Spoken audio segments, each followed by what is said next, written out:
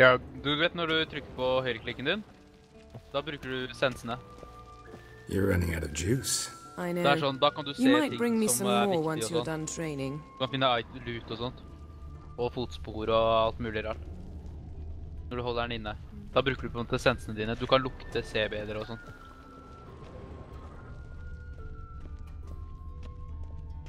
Her ser du det er en dør der liksom. Sånne ting viser deg da. Shit. Mountain Pass is beautiful as ever. Du er i slottet der hvor Witcher pleier å trene.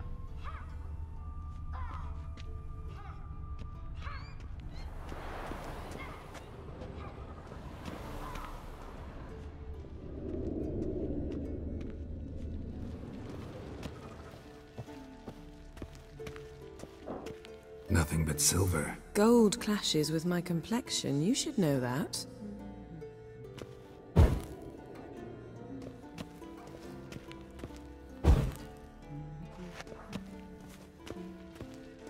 Oppdøret er kartet. Got any clothes that aren't black Under or deg så white? står det din quest. Hva du Undergarments. gjør nå. Under kartet så er den questen du er på nå. Maureen er stedet du er i, og da det du skal gjøre er det.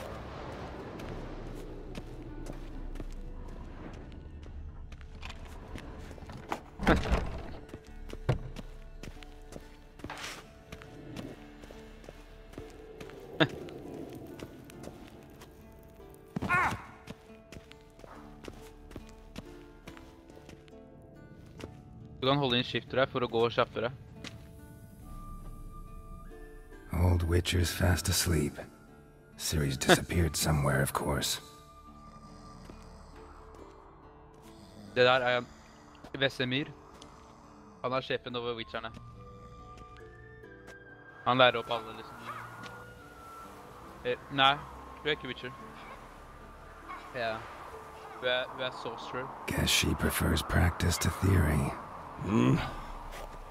What? Time to wake up, Master. These lessons so boring they put you to sleep too? Damn it. After taking notes on ghouls and owl-ghouls, wanted to rest my eyes a bit. Making her slog through that brick? No wonder she took off. John of Bruges lacks flair, true, but he's reliable. Not like the hogwash they print nowadays. She's tackling the pendulums, right? How many times do I have to tell her? Don't train alone. It only embeds your errors. Bring our young damsel to the lower courtyard. She wants to practice, she'll get to practice.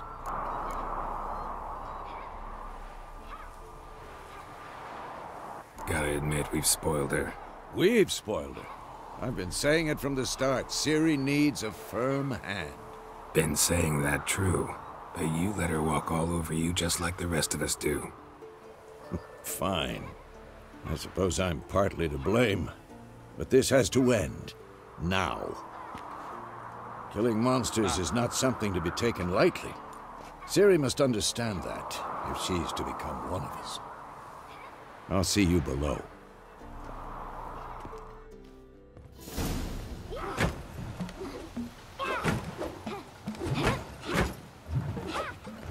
Ja.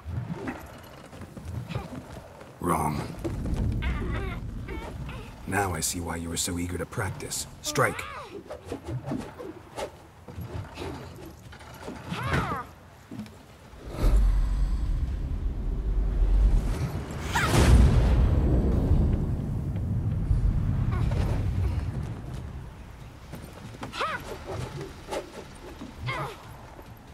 You're not in this circus. Pirouette.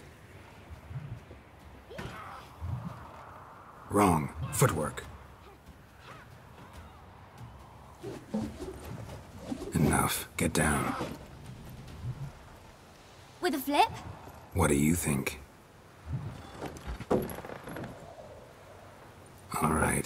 Take off the blindfold. You've got work to do. Your reflexes are still slow. Maybe for a witcher.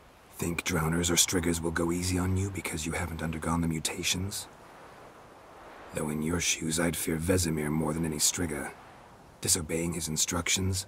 Unwise. Well, yes, but that book was horribly dull. Jeg vil ikke spoile, men du får vite I hvordan man know, blir Witcher også. and you know that's no excuse. I'm sorry. It won't happen again.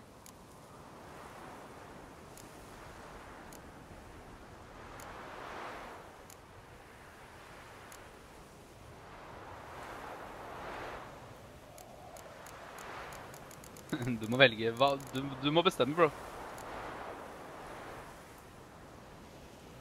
Hvem du? Sorry's not good enough. Nei, du må You're velge. gonna read Ghouls and Al-Ghouls in its entirety, appendices included. No, please! I'd rather clean the stables. End of discussion. Come on, we'll practice with the others down below. Shall we run the walls?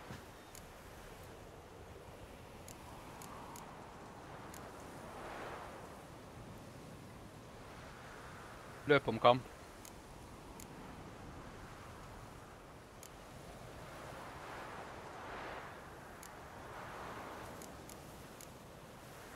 Ja, det er en tutorial hvordan du løper og hopper og styr.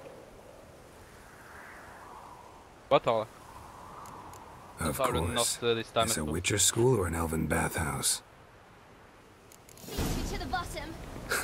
Maybe if you fall. Du bruker E for å klatre opp.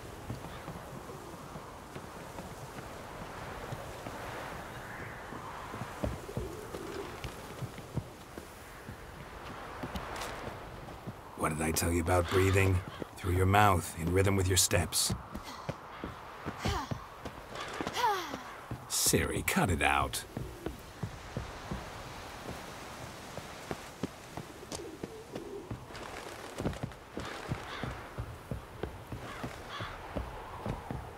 Du er på riktig spor. Se på kartet også, da.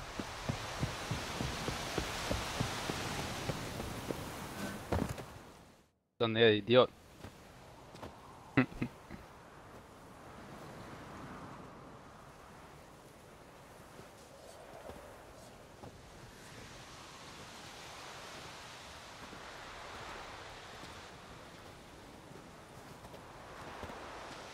Anything to say for yourself, young lady? I'm very sorry, Uncle Vesemir. Young blood craves action, I understand that. But when you fight a beast, knowledge counts as much as your silver sword.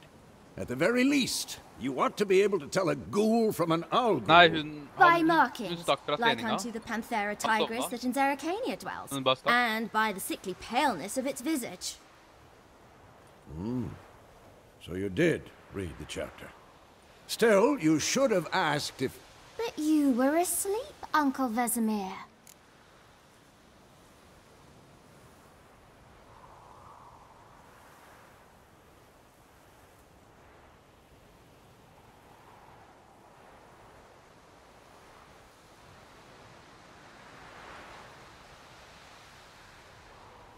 Hva da? So you did the reading.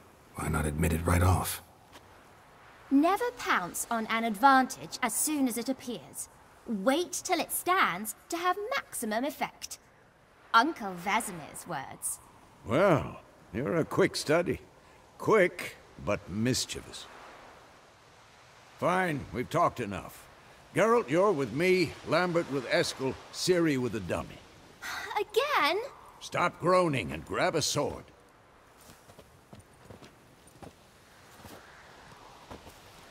What do you think?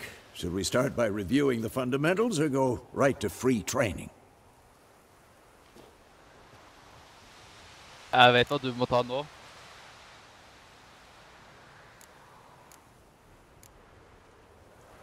Should work on the basics. Even skilled masters need to hone the fundamentals, and Ciri's barely a novice.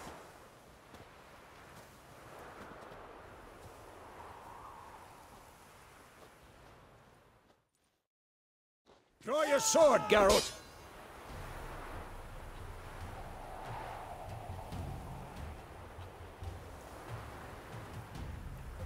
Ok, det blir kanskje litt for mye for deg å lese, men...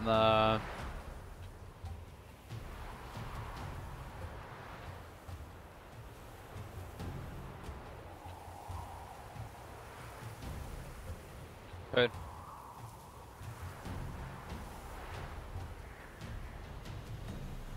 Ja, men det som er greia, det han sier at Witchers har 2 sverd. Man kan jo bytte meg på TS, eller? Nei, vent da. Jeg må mute stream. Sånn. Witchers har 2 sverd. Ene er stål, som du bruker mot mennesker og sånt.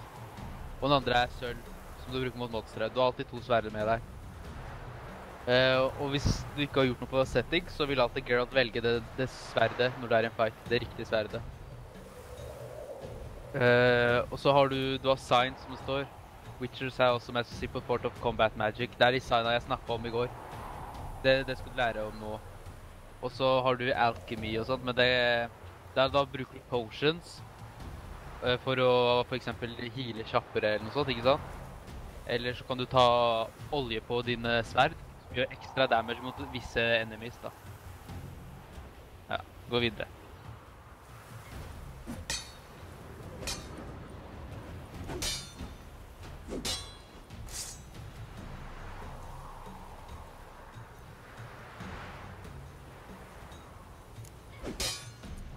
To select or deselect target. Jeg bytta Z, nei, jeg bytta til T. Damn it! Se at nå har du targetet han, ikke sant? Strong strikes now. Give it all you got. Never lock your elbow when striking, young lady. Det du gjorde nå, det var fast attack. Bare du trykker på left click. Men hvis du holder inn shift og left click, så tar du strong attack. Position, Ciri. Footwork. Remember.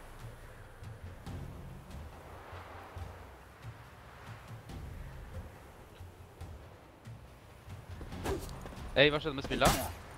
Der. Men, I'm too old for this shit.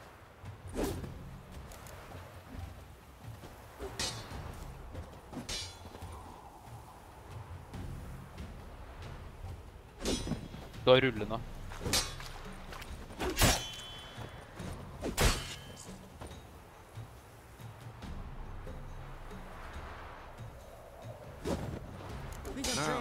Parry. Ciri, see how Geralt holds his sword, its angle? What am I supposed to parry? I'm fighting a stupid dummy. Pretend now, live later.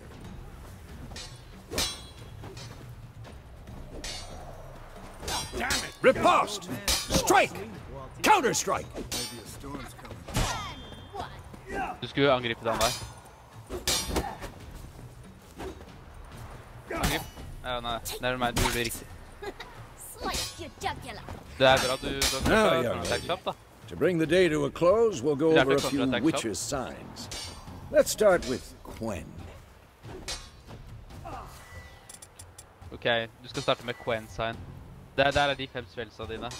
Ciri, Quen is sometimes called the Witcher's Shield. Now Du tar watch en ring carefully rundt deg nå, to see som why. spinner.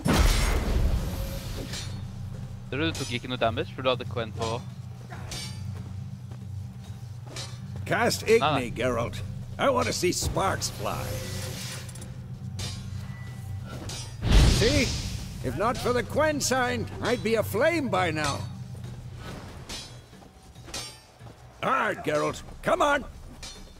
Ja.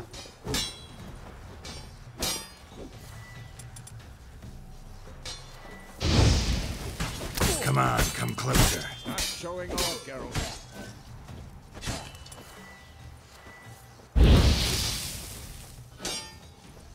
Det der er ikke...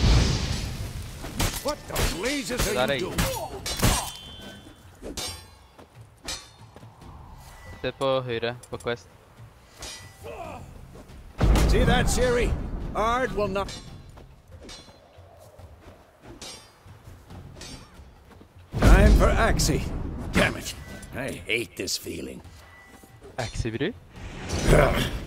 Axie can really muddle your mind. Han har stønnet. Erda now. Show her, Geralt. Existence. Og så er det Yrden. Det er siste spillet. Stop showing off, Geralt. Come on! See this, Ciri? Couldn't move if I wanted to. Han blir slået når han går Throw a rundt i ringen. bomb. Don't worry, Ciri. Quen will dampen the blow.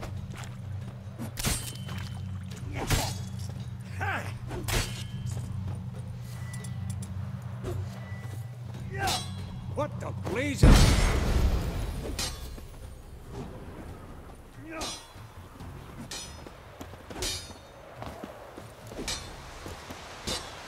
Not bad.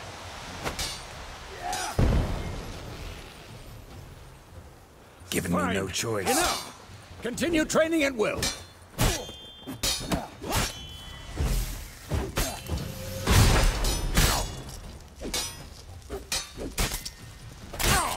Damn it!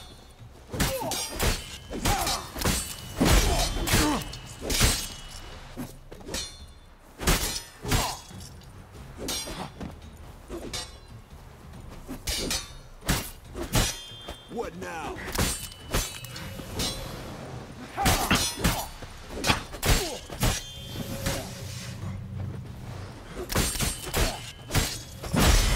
Come on, come closer. Come on! At them!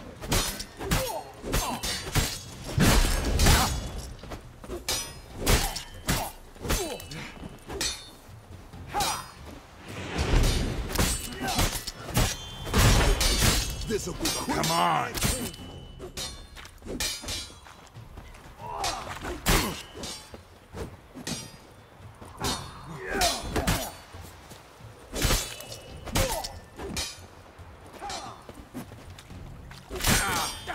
Who's next? Golden ship.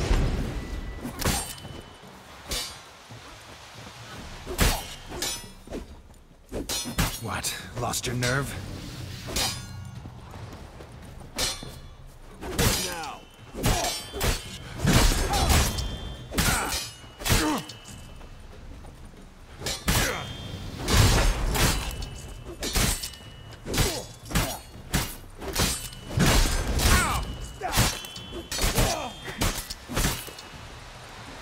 Men det er ikke så veldig senter. Når du slåss mot mennesker, så kan du parry og sånn. Men når du slåss mot monstre, så kan du ikke parry. Da må du parry når du holder i den høyre klikken, vet du. Come on, come Counter attack. closer. Det funker ikke på monstre. Da må du heller hoppe unna, dodge.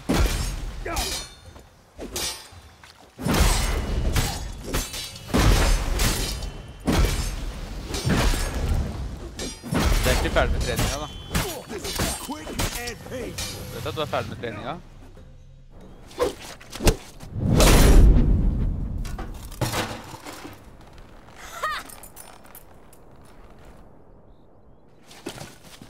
Whoa! You really showed him, kid. Ciri, get down here. A little she-devil. Soon as she's back, we'll set her to polishing all the swords at Kaer Morhen. Find that helmet?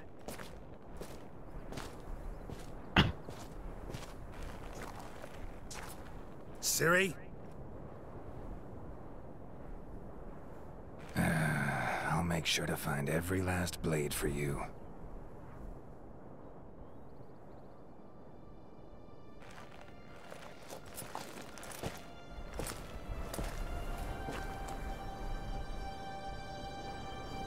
What the?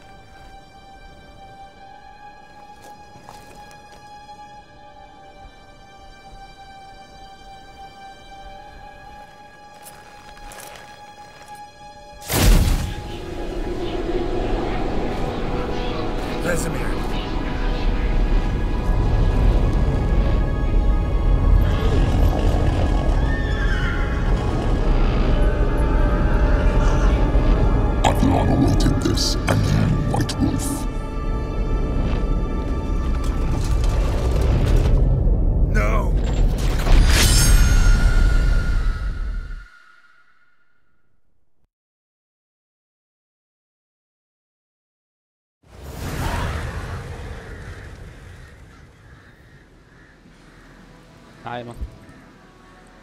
Han drømmer.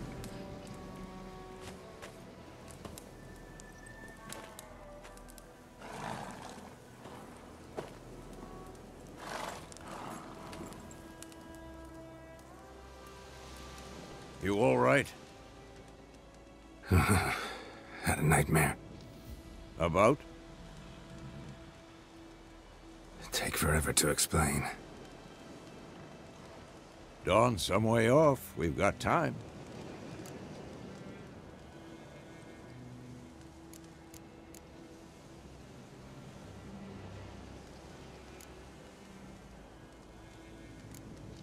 Started in the guest room at Kaer Morhen. I was relaxing in the tub, and next to me, Triss? Yennefer. Funny, isn't it? She's never been there. Seemed so real in my dream, though. Was she nagging you about something? True to life, indeed. Hele tutorialen din var drøm. We'll find her. Ok, du vet, den der hvite, der om du, hvis du vil lære å vite om noe, kan også potensielt gi deg et annet svar, liksom, enn... Bare mute meg selv, altså. Og den gule, det er at du går bare videre til neste spørsmål på en måte, skjønner du? Så hvis du tar for eksempel hvit nå, da. I know we will. That's not what worries me. You've seen her tracks. She's at full gallop all the time. Breakneck speed through wild lands, devastated battlefields. She's in a hurry to get somewhere. Or fleeing something. Either way, it means trouble of some sort. Be surprised if she wasn't in trouble. She's always poked her nose in beehives. Courtly intrigues here, mages' conspiracies there. What do you expect? Don't know. Guess I thought once we were finally reunited, things would be calm. At least for a while. Ja, ja. Det finnes bra og... With Yennefer? Det finnes noen onde Good witchers. luck. Ser du det? Nå er den grå ut. Nå har du på en måte snakket den. In the dream, I went and found Ciri. Then we trained. Those were the days. Little she-devil. I've trained kids who were faster, stronger, but none had her character. Didn't end well, did it? Your dream? No. The Wild Hunt appeared, attacked Ciri. I couldn't move, stood there like a stump.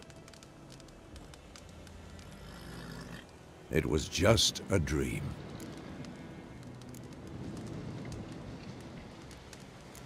That's the problem. It was more. In the past, when Ciri'd appear in my dreams, something was wrong. She was in danger. We taught her how to defend herself from anything, wraiths included.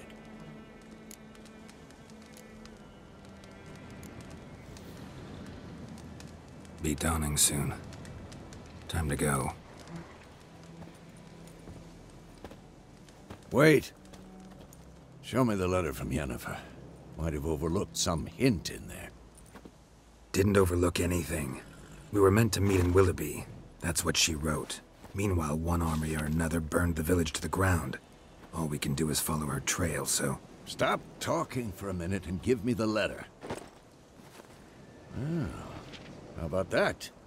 It does smell of lilac and gooseberries. You were gonna read it, not sniff it. We must meet. Soon. Willoughby near Vizima. Nothing else to guide us there. What's this postscript? I still have the unicorn?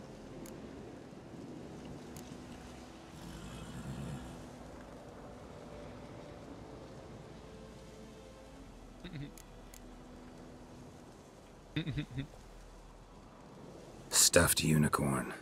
Used it once or twice. In certain... situations.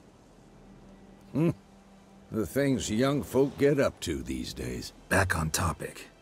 How's it look? How far behind Yennefer are we? 2 or 3 days. Trail's fresh. But it looks like it leads towards the main road. Could be muddled there.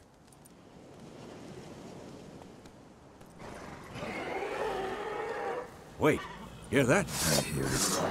I smell it. Ghouls.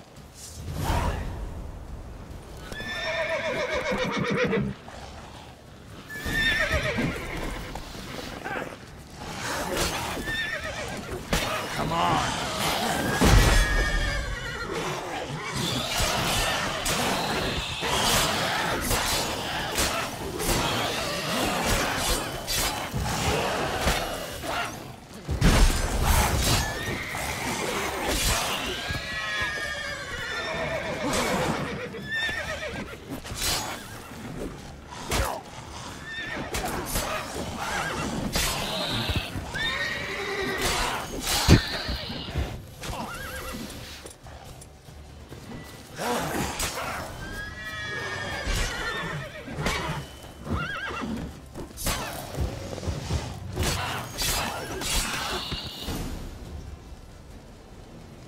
Se nå.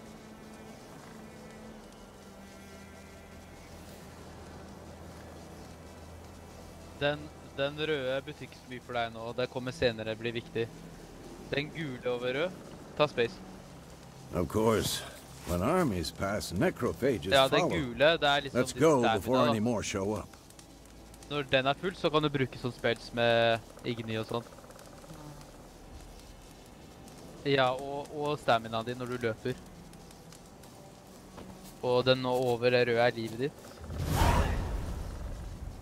Ja, du kan lute de. Ja, jeg bare ta alt. Det brukes til alchemy.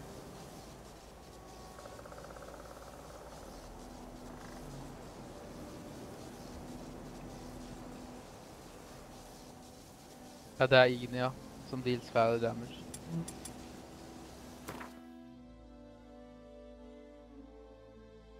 Ok, meditate. La oss si at du skal gjøre en quest på natta. I stedet for å vente til det blir natt, så kan du bare meditere til natta. Hører du? Ja, ja. Du har klokka der, ikke sant? Du ser at nå er det snart morgen. Du bare drar den klokka helt ned da, til hvor den månen er. Du må trykke på space. Nei, du trenger ikke å gjøre det nå, men når du gjør det da, så blir håpen din full. Og potionsa dine, som du har da, de blir også fulle. Jo, du ser på kartet hvor de er. De X-ene på kartet viser hvor looten er, til de du drepte.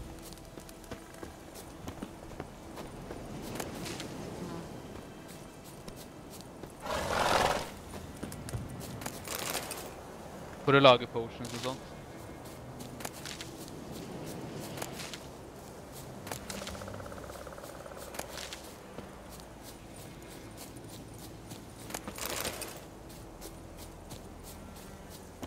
Ever tell you about this sorcerer I knew?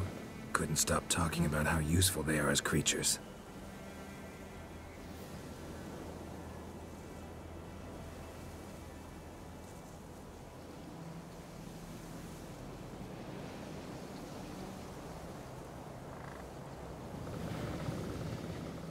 Ja, hvis du skal tilkalle helsen din da. Trykk bare på X, så kommer den. Because you can brew potions from their blood? No, because by eating rotting corpses, they prevent epidemics. Did he know they eat the living as well? No. Really upset him too. His Nei, de theory har stamina. collapsed. Hvis du holder din skift, så løper han bare litt fort.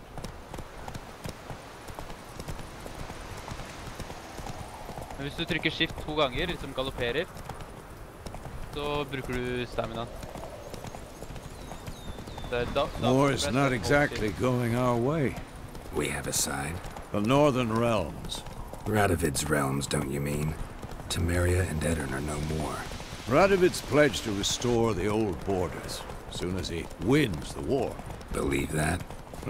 Gotta believe something. It's what keeps us going. Oi! Oi! What? Lost your nerve?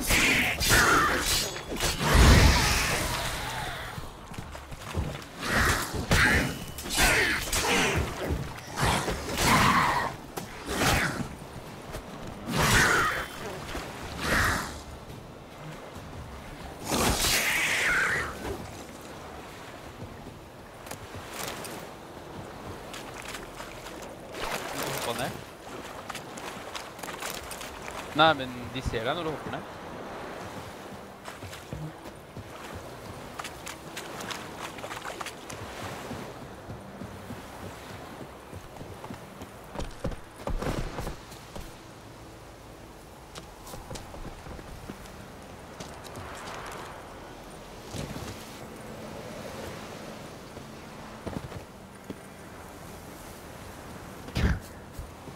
Hva er det du gjør? Nei.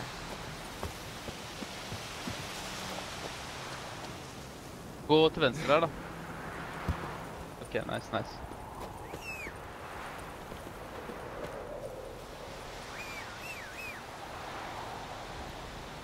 Han er der nede, du må gå litt.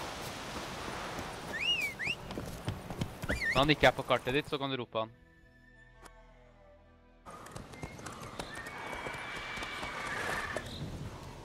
We going? Help me! Help!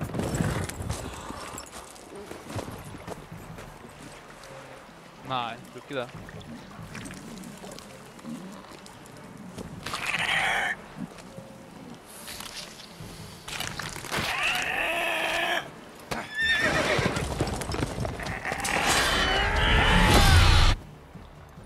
Gods, that was close. I was Yeah. sure I'd end up like my mare. Provided you got lucky. Your horse died quickly, but griffins like to toy with their prey. Eat it, alive, piece by piece. Det går bra, du skal jo se på You'd- nett på igjen. You'd like a reward, I suppose. Kan du ikke spille på nytt? Og streame?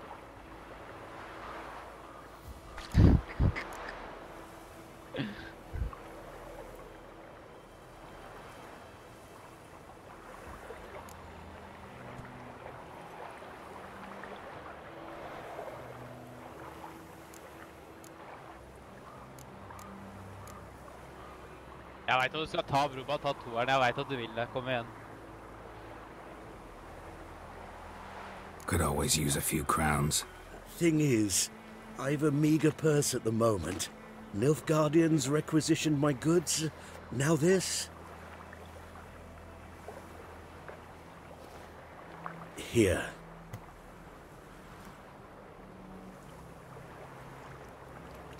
Back to the trail. Like I said, leads to the main road and ends there, muddled. You seek someone?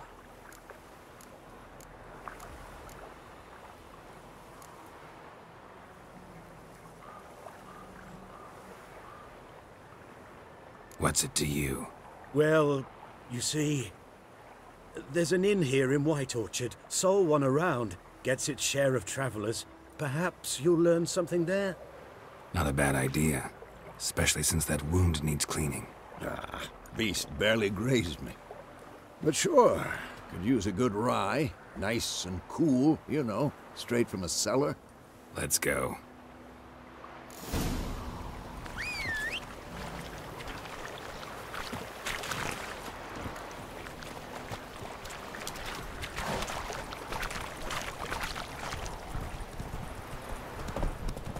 So, a griffin this close to the village? Strange. My thoughts exactly. In a forest or the mountains, sure, but here? Near the main road. Maybe it's the war. Corpses everywhere, the stench of blood, burnt flesh. Drives monsters crazy sometimes. Men, too. We need to watch ourselves in White Orchard. And we should leave as soon as we learn anything. Ours is a decent village. Stay away from me and my family. Ha noe med deg å gjøre, man. Hey there. Vi vil ikke ha noe med deg å gjøre.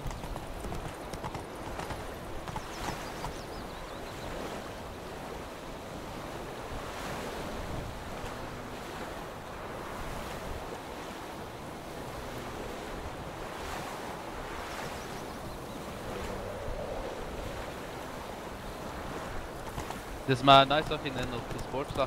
Der har du Slow now. kontrakter og Whoa. quest og sånn. You don't tell me about Smithy.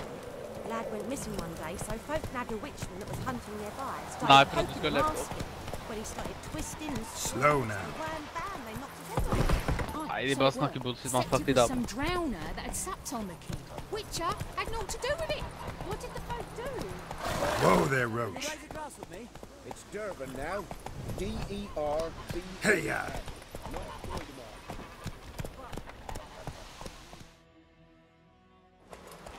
Pipe-eyed Hellraiser.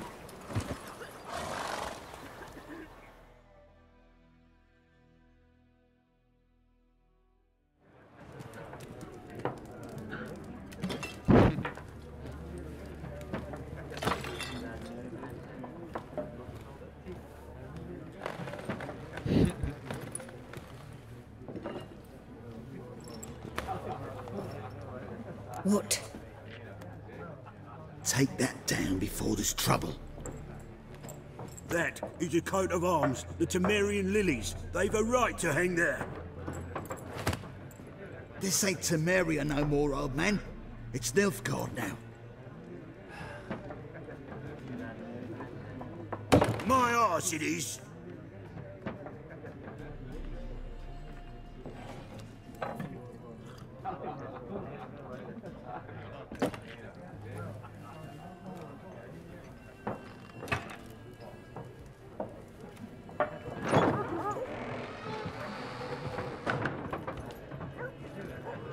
What? Witches?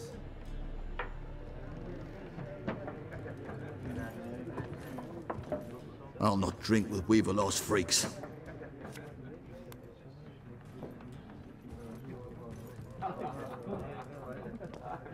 Beg your pardon for those thugs.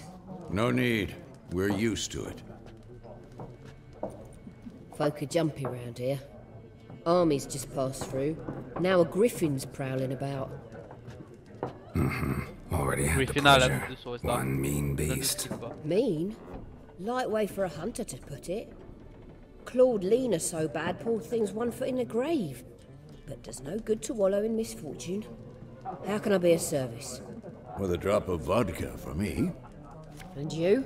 Something to wet your tongue?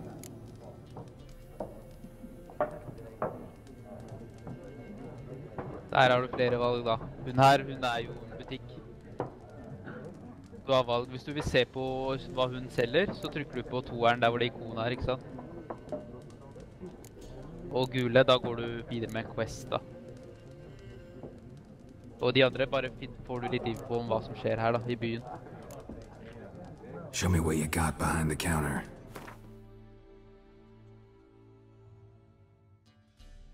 Så til høyre side ser du hva hun selger. På venstre side er det du har. Du har ingenting. Og så har du forskjellige ting der da. Det var de der du plukket fra de monsterne, ikke sant? De bruker du til alchemy. Det kommer det videre senere.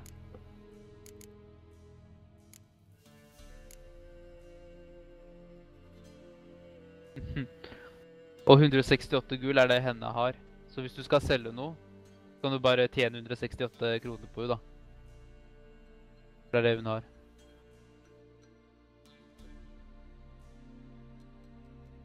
Ja, du er i hvert fall early. Jeg hadde kjøpt vann.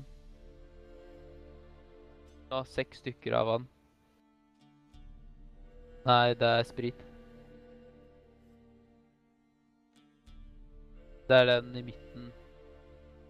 Til høyre. Og til høyre.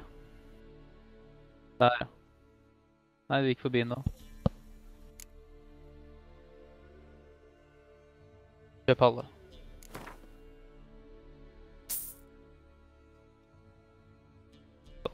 Trykk på escape, så går du tilbake.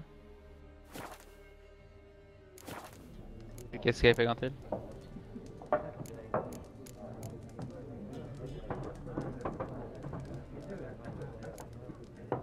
Pretty busy place you Du got. lurer på noe. Nations on the move. Some search for kin, others just want to get out of the way of the armies. They all need food, drink, and a night's rest in warmth. Ja, det er en So, krig som war's pågår da, been good for your kjenner. trade? Mellom nord og sør. So far. Så, But it'd be best to know peace again. Times like these, you never know what tomorrow will bring. There a contract on that griffin? Nay, not at the moment. Used to be.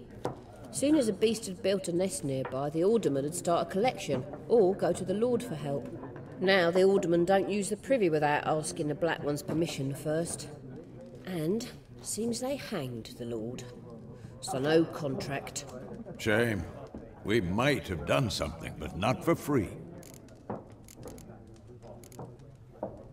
Looking for a woman. Det är en ting de Raven-haired, jobber ikke violet gratis. eyes, dresses in black and white. Witchers, vi jobber ikke gratis.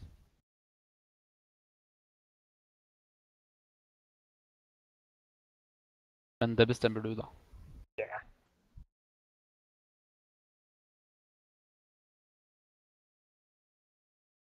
Papua New Guinea.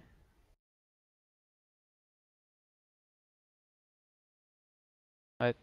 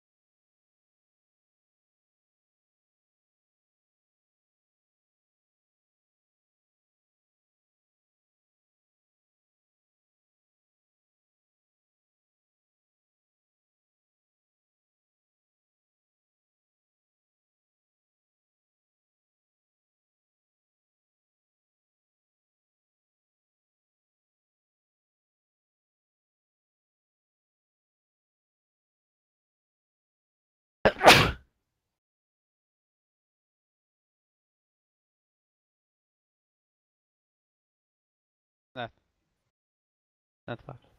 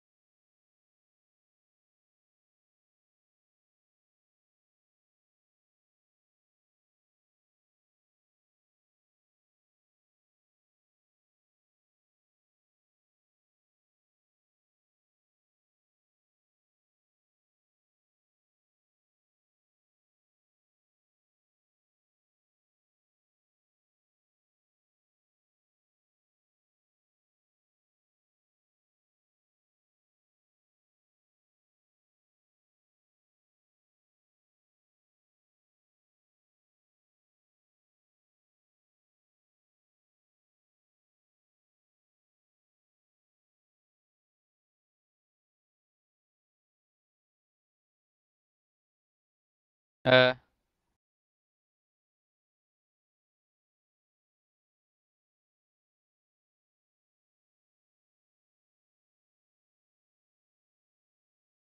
går bra.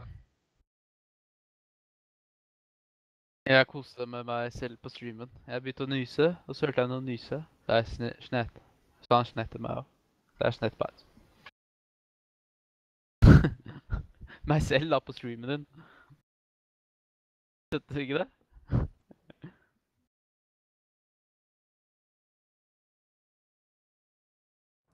Riding in from Willoughby. And, strange as it sounds, lilac and gooseberries might have smelled that. I've not seen nor smelt such a lady. Believe I'd remember. Yeah, especially hard to forget this one. Plenty of travellers about, though. Folk from all over. Might be worth your while to ask after her.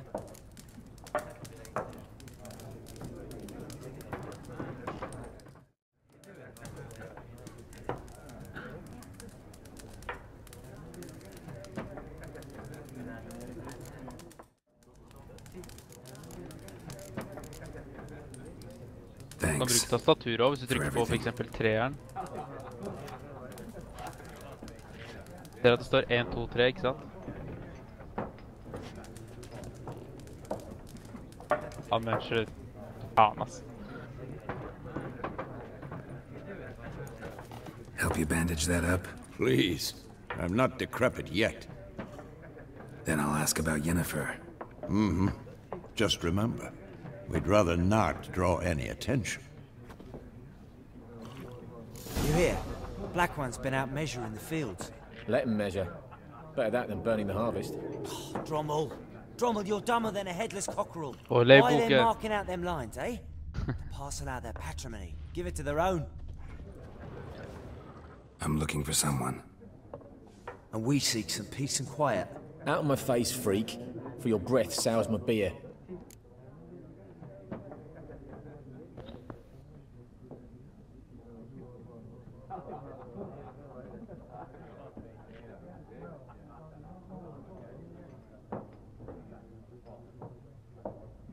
Jeg vet ikke, hva tror du?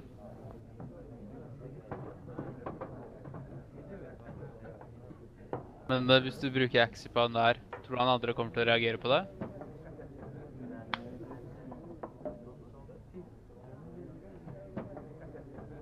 Du må trykke på space da du har... Woman dressed in black and white. Seen her? Talk. Folks say the lady rode through the village a few days back. Galloping so fast she knocked Radabor into a ditch. Which way did she go? Dunno. Lots of tracks leading off the main road. Could have gone anywhere. Oi, people! The freak's taken Micah's mind!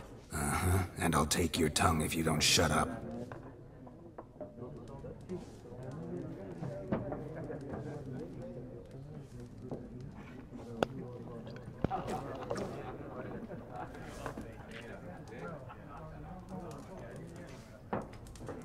Ja, du fikk I hvert fall vite noe mer da. Eller kanskje trenger litt mer info. Once more, there are 4 factions. 4 what? Factions, teams, suits, similar to clubs. Looking for a woman. Like everyone. Not like everyone. And not just any woman. Mine smells of lilac and gooseberries, dresses in black and white. 2 schnapsies. It'll lift your spirits.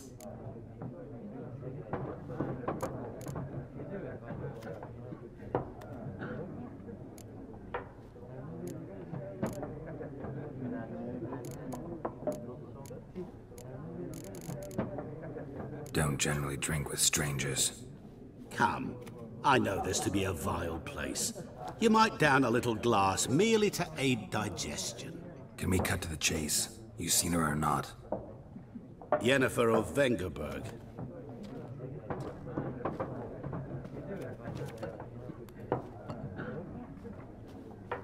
Never mentioned her name. Yet you described her perfectly. And once I hear something, I never forget. Can't help it.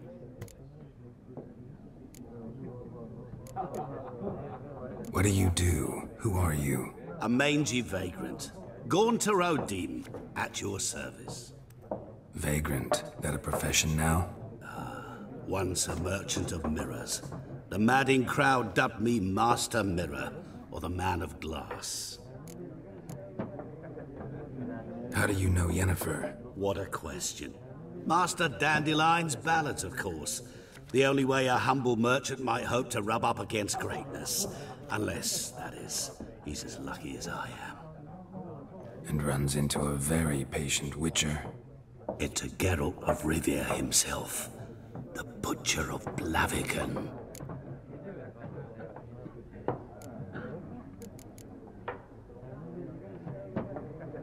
Recognize me from Master Dandelion's ballads, too? To your health.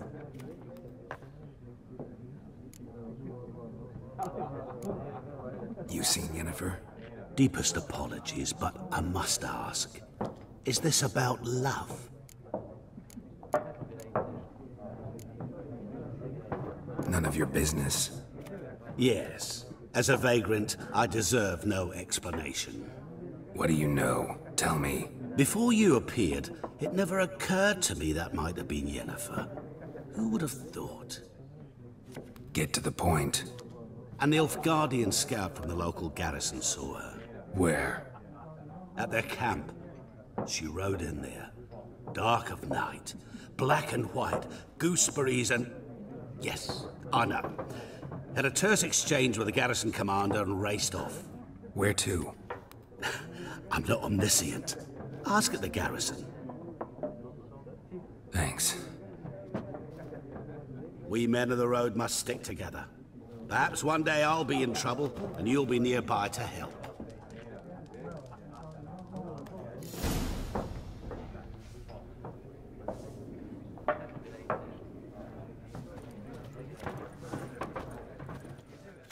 What a waste of time! The Earth shall revolve around the sun before you comprehend these rules. Got a minute? Why not? Aldert Geert, Assistant Professor in Contemporary History at Oxenfurt Academy. Geralt of Rivia. Witcher, with tenure. I'm looking for a woman. Long hair, dressed in black and white. Seen anyone like that? Of course not! Unlike the populace, I know the horsewoman of war is pure poppycock.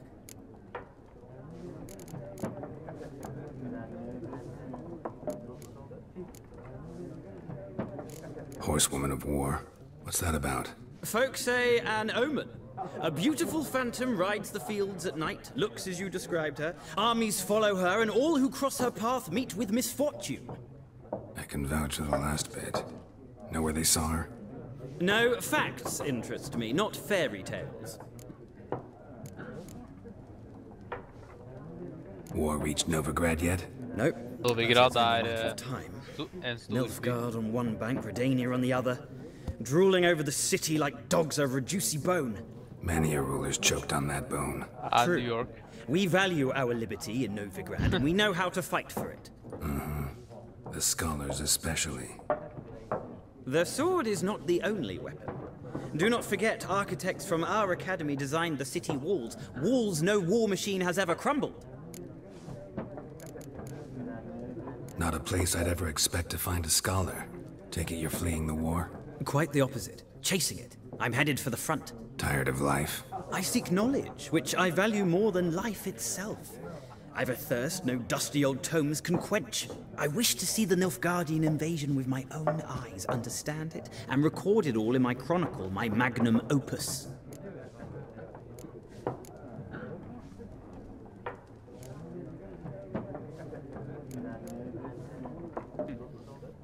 Go back to your books while you still can.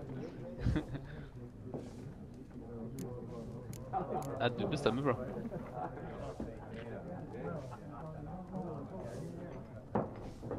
Interesting. We need somebody to describe war, what it's really like. Not colorful banners and generals making moving speeches, but rape, violence, and thoughtless cruelty.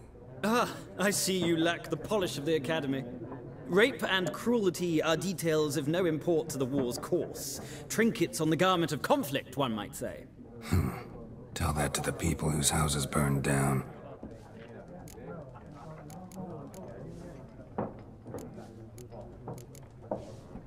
Gotta go. So long. A moment, Witcher. You strike me as a man of the world. Are you familiar with Gwent? No, and I don't have time to learn. But the rules are quite simple. Come, let's play. Det er et kortspill på Witcher. Ja, hvis du har lyst til å lære eller ikke, jeg gadd ikke, altså. Jeg synes det var komplisert. No thanks. Got some other things on my mind. Shame. I'd ask the locals, but since they can't count to 10, the rules are a complete mystery. Ah, well, I'm here if you change your mind.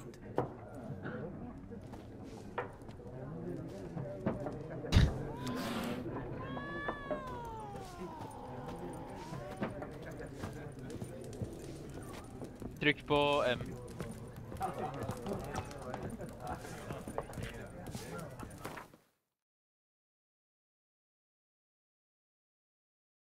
Og så scroller du med musa.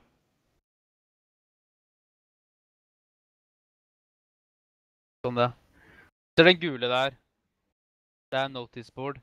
Der får du sånne oppdrag og sånne styk. Så de burde du alltid ta. Finne de. Trykk på space. Ja, det er marker, det du gjorde nå. Du har satt en marker. Gå på kartet igjen.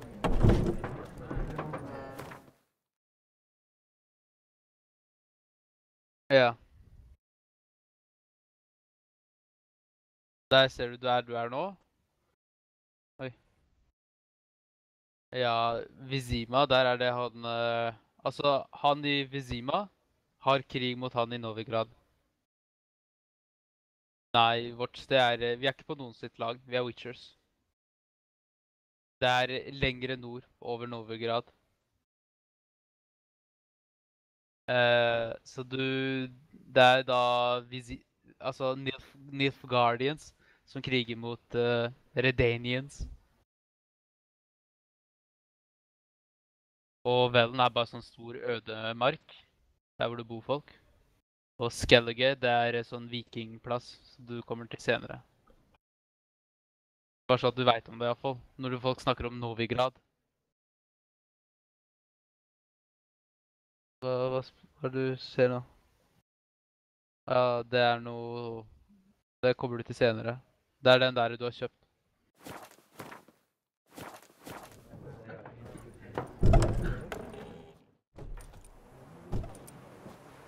Done drinking? Mm-hmm. Then fuck off. Don't want your kind here.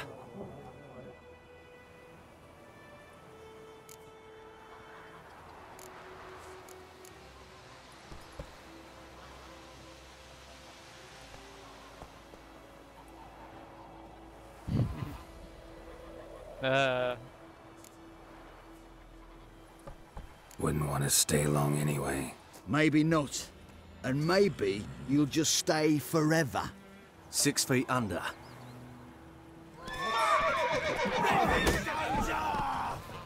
Son of a ghost! Not good.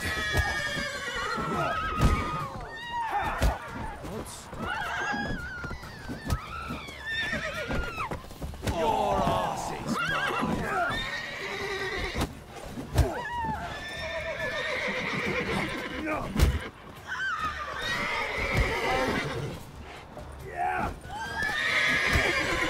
Nice meeting you.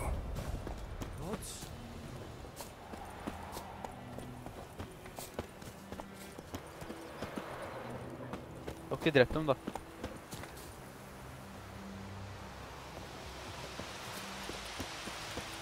Goidemar, will you raise a glass with me? It's Durban now. It's raining, it's pouring, Siden du er i nærheten. Siden du er i nærheten. Where's Elsa get her coin, I ask? You tell the Blackens, I'm telling you. Ja, tallet. Nei, det er de to store der, de med ark. De er kontrakter. Andre er sånne der plasser på kartet som du kan gå og besøke, der hvor du finner ting. Ja, bare ta det.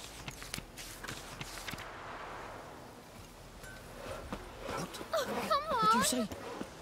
Du har en quest bak der, da. Du ser på kartet. You're never to sing that rhyme again. Never. And you're not to play with Chetty no more. Far away from my land.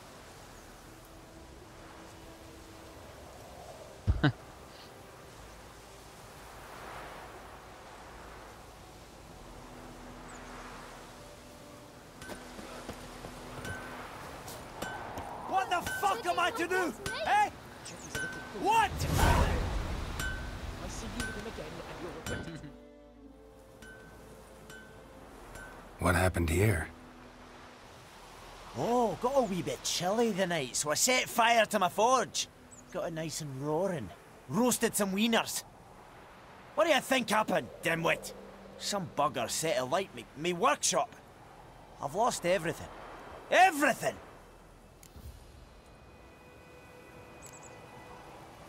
Sorry. Any suspects? Whole damned village. I've lived here half a century. Thought they saw me as one of their own. But everything changed when the Black Ones came. I'm the only smith around, so I got to service their garrison. Bang dents out of plate, shoe horses. That sort of thing. Nei. Nilfgaardians don't pay me a bloody copper. Just give me supplies and orders. The humans can't fathom that. They think I'm getting rich off their misfortune. I sleep on a pile of gold like a ploughing dragon. They've stopped talking to me. Spit when I pass. And now this.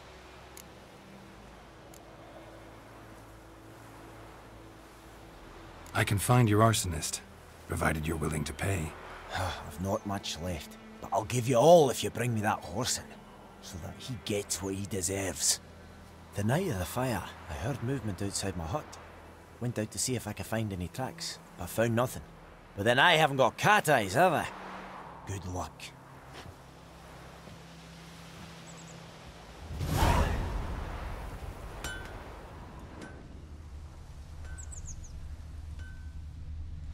Så det der en sidequest da, så hvis du trykker på... Trykk på I. I.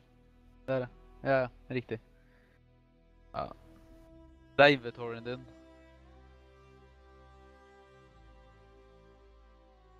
Bla.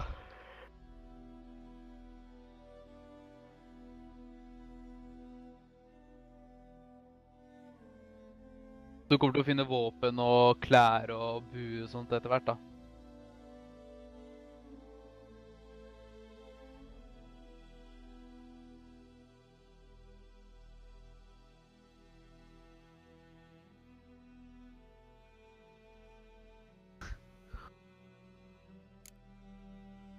Ja, bare trykk space.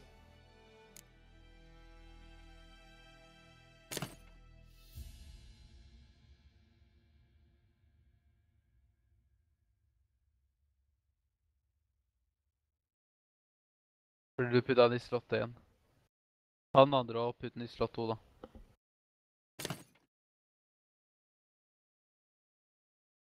Nei, du har en sånn der relic. The potions. Det er en item du har tilgjengelig der. Nei, du har et item. Ja, ta det, dra den.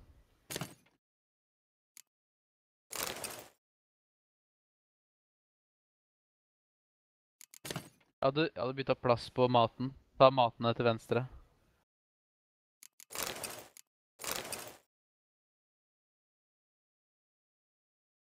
Ja. Og til høyre så har du da dine klær og sånt. Armor. Du kommer til å finne nye etter hvert. Så har du en steel weapon, som er for mennesker. Og så har du silver sword, som er da for monstre.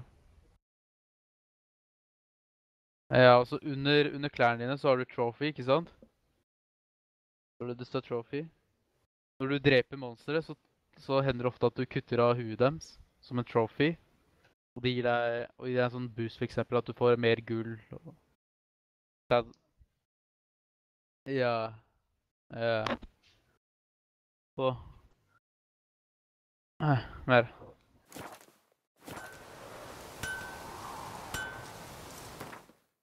Ja, trykk på I. Og så ser du oppe, helt oppe, der står det inventory, ikke sant? Nei. Du kan bla deg videre. Her har du alchemy, ikke sant? Det blir viktigere senere. Gå videre. Crafting, det er når du skal crafte armor. Og det... Slapp av litt da, bro.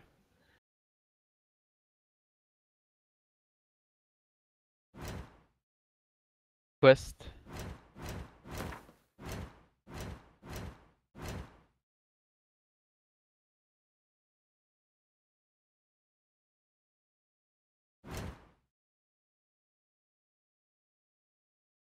Så ser du, nå er du på main quest, ikke sant? Under der så har du secondary.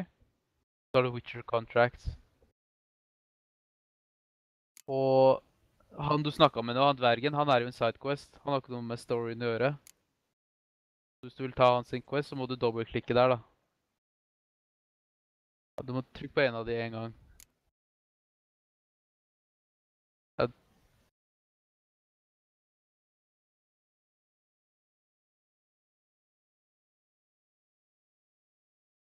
Ja, det var han Dwarf Wilderness.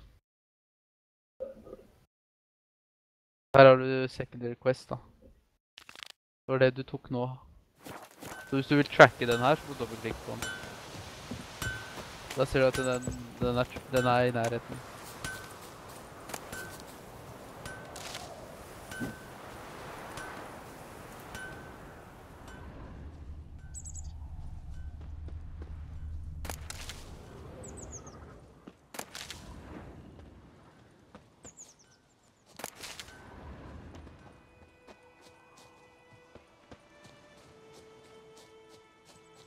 Må trykke på E. Footprints. A man's. Large. Looking for trouble?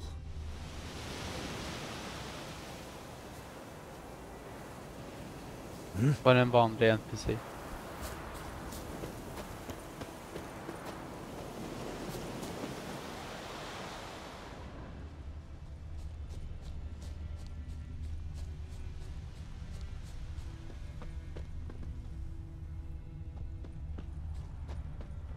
Skal se, Kjendis, kan du gjøre en ting for meg? Gå på settings. Og så options.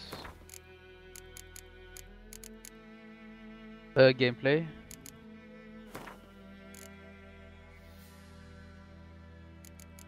Og så...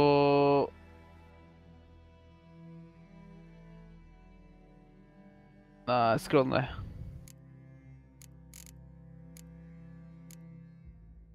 Scroll ned.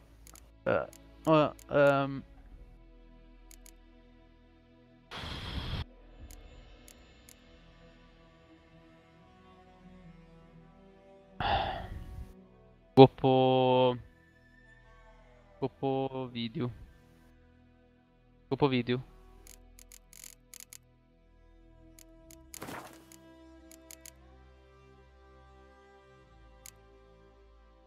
HUD configuration.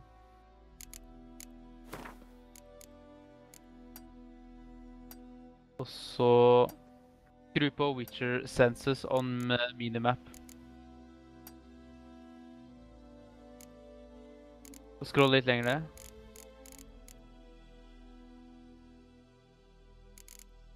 Ok, gå tilbake nå. Det er sånn, for eksempel de fotsporene vi ser nå da, så ser vi det på kartet og hvor de leder.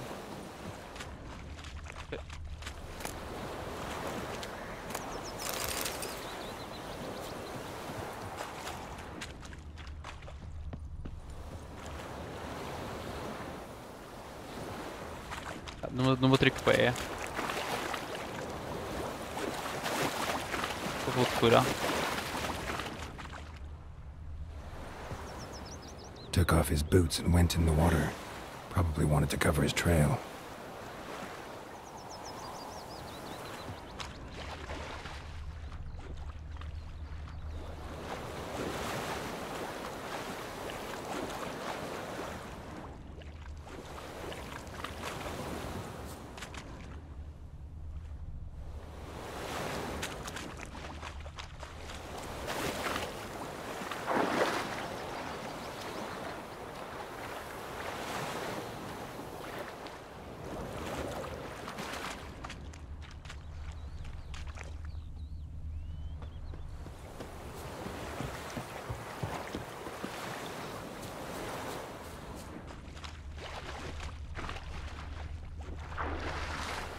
Ja, det noen ganger du må lete selv, men jeg tror nå tror jeg du på feil sted. Gå rett frem, ja. Så bare hold inn sensene. Det til du ser noe rett. Ja, der så du. Bak deg, du gikk forbi det til meg. Sure, not so sure. Who knows? Something jumped out of the rushes. Drowners. But he managed to escape.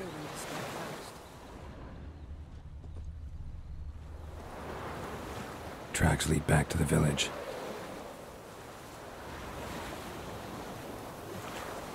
Lost his boots in the rush.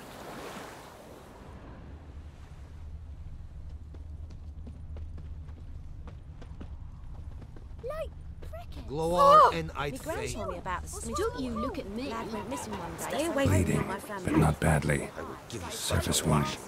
When he started twisting and squirming, so wham bam, they knocked his head off. We have much work to do Except here. it was some drowner Quite a that lot. sapped on the kid. Witcher had naught to do with it. What did the folk do? Seemed like they could have sewed his head back on. Word is, they laid his corpse to rest. Hush, hush, in the creek. Bare følg fotsporet. Viper-eyed Hellraiser. Freak. Sits in the old oak tree. Trail ends here, but I'll recognize him by his wounds.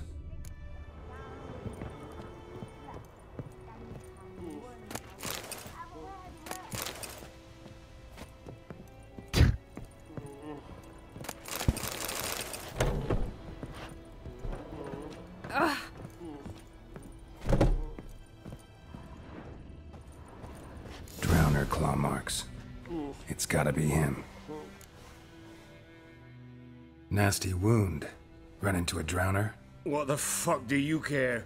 Whoa, our arsonist's a charmer too. Come on, Smith wants to talk to you.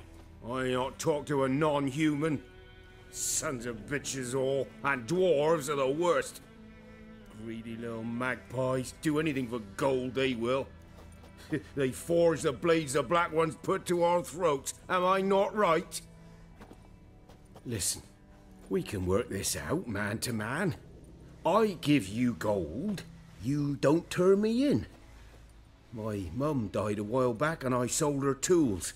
I've spent some, but what's left is yours.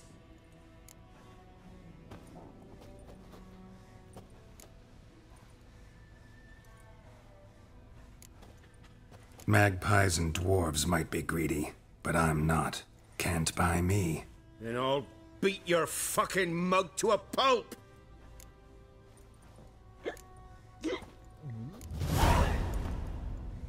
Calm down.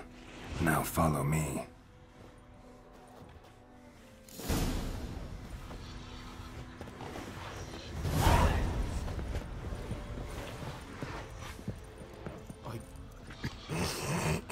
I gotta apologize. Gotta go. Apologize.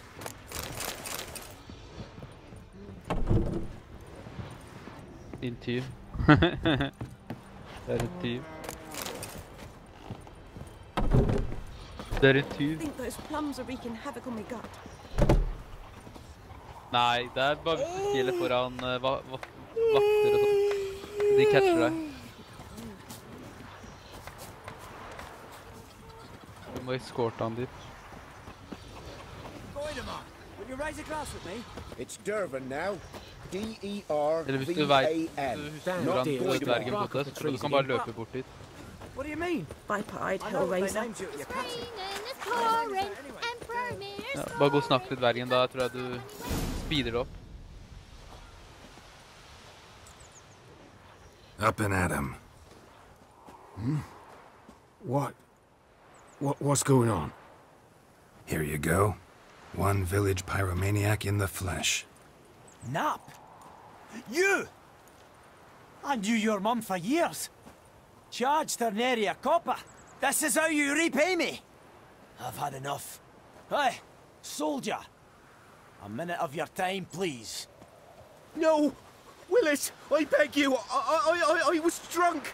Didn't know what I was doing. I've told you, Master Willis. We will help you rebuild once reinforcements come. The supplies have been ordered. Not what this is about, mate. This here's the arsonist. A witcher found him. The forge was important to the garrison. Destroying it was sabotage. No trial needed here. Just a tree.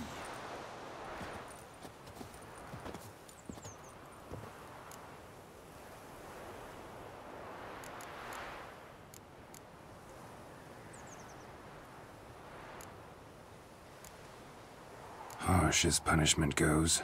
But deserved. You know, I hated the Black Ones at first, like everybody else did. Now I'm thinking they might just bring order to this place. Teach these layabouts some manners. But enough about that. Your reward. And I managed to save some things from the fire. Anvil still holds, so I'm sure I can bang something out on it. You need anything, let me know. Give you a good price. Om å levere han til han duden der. Hadde du for eksempel bare tatt pengene og kommet tilbake og ljugd til dvergen, så hadde han overlevd. Ja, du fikk penger av dvergen. Det vet vi ikke. Det var det du fikk nå. A return customer. Welcome. What can I do for you this time? Det var et godt eksempel da, på hvordan ting... Ja, han er craftsmith, så du kan kjøpe ting og selge ting hos han. Like you to forge something for me.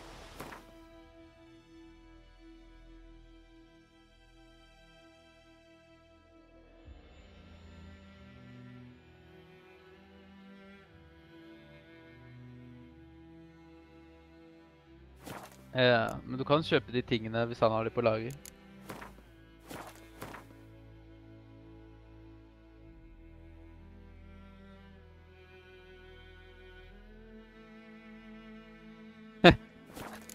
Men, ja. Like you to forge something for me.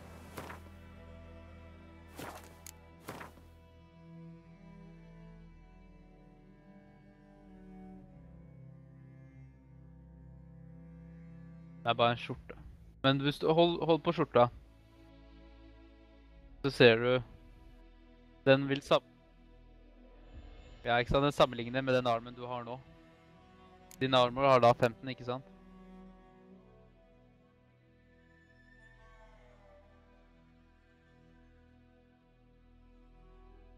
Men du kan gå tilbake til crafting. Du kan bare gjøre på toppen der. Der du er på shop. Show me what you got. Ja, du gikk tilbake. So long. Nei, gå... Nei. Snakk til han dvergen. A return customer. Welcome. What can I do for you this time? Like you to forge something for me. Trykk på toeren. Ser nå at det da kommer der du required ingredients.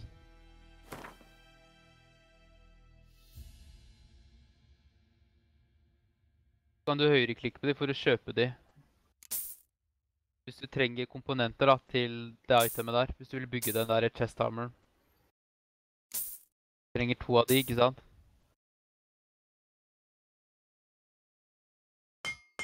Sånn, og så kan du craft item med trykk på. Ja, du ser jo at det var masse grønt. Det var masse grønt på høyre der. Sånn, og så går du ut. Gå ut av butikken. So long. Farewell. Trykker på inventory, I.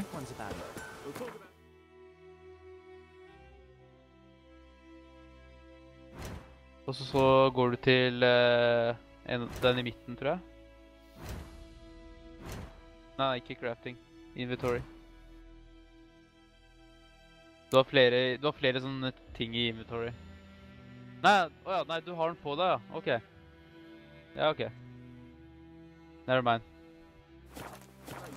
Ok, nice. Alright. Du vil ta mer jobber, så må du sjekke SideQuest eller Witcher Contract. Kings do the fighting, peasants do the dying.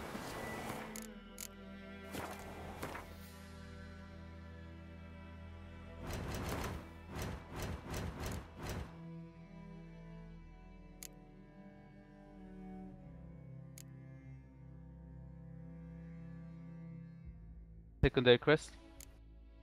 Det er de du har. Ja, det er de to du har. Ikke alt på den noticeboarden er quest. Noen av det er bare spørsmålstegn som er på kartet. Og hvis du går til spørsmålstegnet, så kan det være at du finner noe. Du kan finne skattkiste eller enemies eller ja.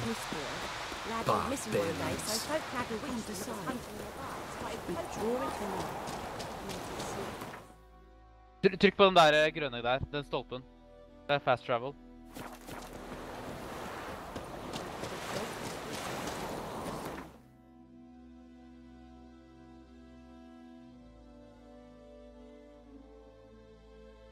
Trykk space en gang. Sånn. Ja, trykk space igjen. Så du må scrolle deg bort og finne den der questen da.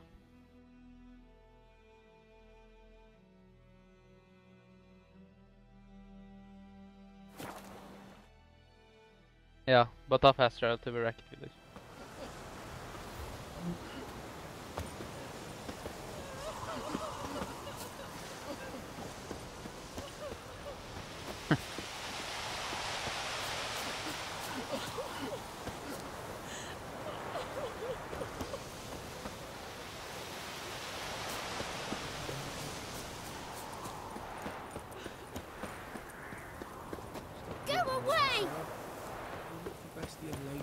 It's safe.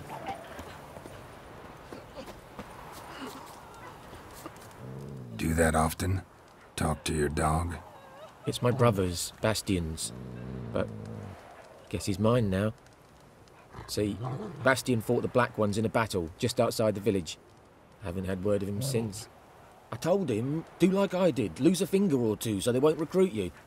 Too damn afeard he was. Bloody hell.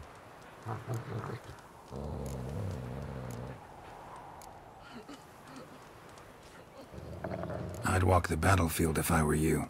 I did. Sea of corpses. And corpsers, feeding. Someone told me they're afeard of fire, so I took a torch, tried to chase them off. Horse shite, I tell you. Would have ended up eaten alive if it weren't for Hussar here. Listen, guessing you carry those swords for more than show. Come with me. Keep the ghouls off. Help me find Bastion and I'll pay you well. Fine, I'll help you. Just been a few days since the battle. Chances we find your brother alive are slim. Very slim. I would have thought, but I want to find his body at least. So Bastion don't rot there in the sun with the Black Ones. Meet me on the hill overlooking the battlefield. We'll move on together from there.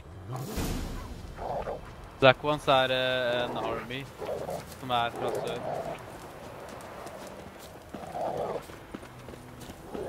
Trenger ikke, du kan bare møte han på det åstedet.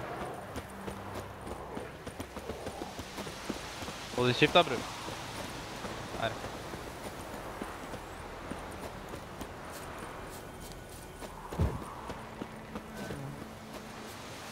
Nei, jeg er faen meg 5-6 sekunder delay nå.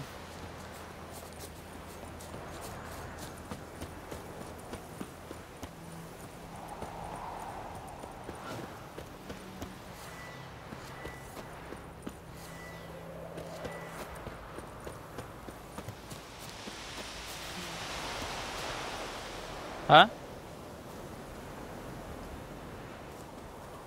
Det er Monster Nest. Det var et spørsmålstegn, men når du kommer nærmere opp, så er det fant ut av hva det er. Det er hvor monster spaner, så du kan gå og ødelegge den.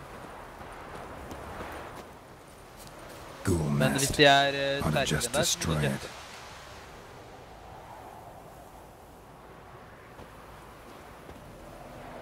Du trenger en bombe for å ødelegge Nest. Men du har ikke bomber.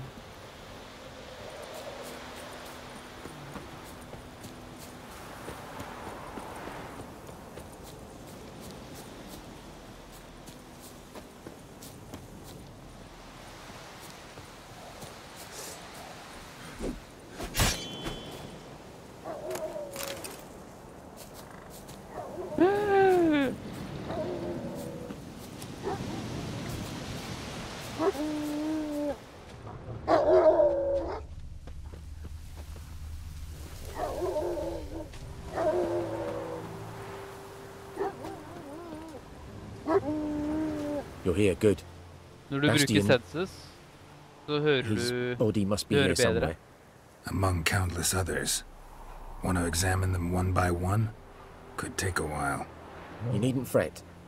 The recruits from White Orchard painted a small flower on their shields so as to be able to spot each other in battle. There was just a few of them. We look for the flowers, we'll find Bastion quick. No offense, but many a soldier's dropped his shield. Especially if he was on the losing side. If we find the shield alone, Hussar will catch the scent and lead us to Bastion. Come on. Sooner we get this done, the better.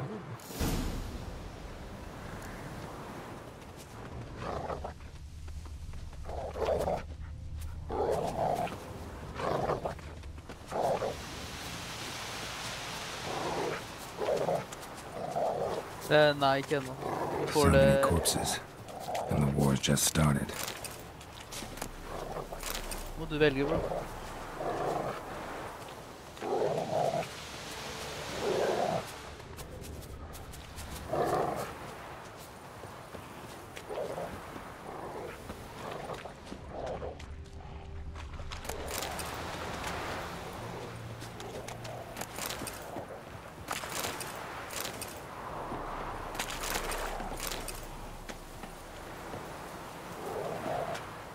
Ja. Jeg kan godt gjøre det, du vil.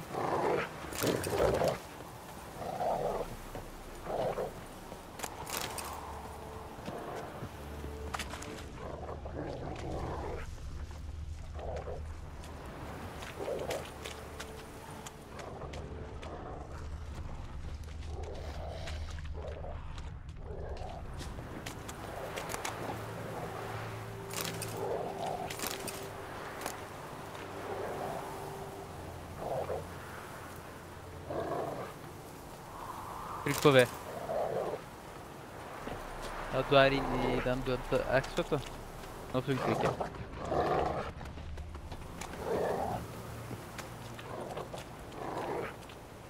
Ja, fordi... Da må du gå inn I inventoryen og lese den.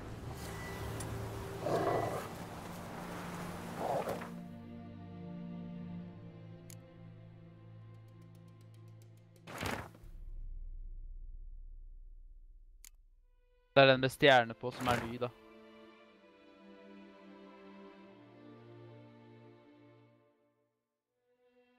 Nei, du. Bare trykk på de. Trykk. Ja, for da de på en måte lest.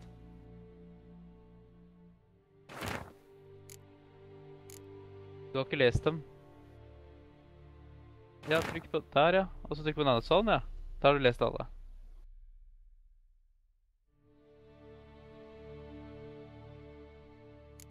Husk at det delay, man. Ja. Men hva det du skal, hva står det? Using your Witcher senses, search for Temerian shields. Ja, da må du drepe dem.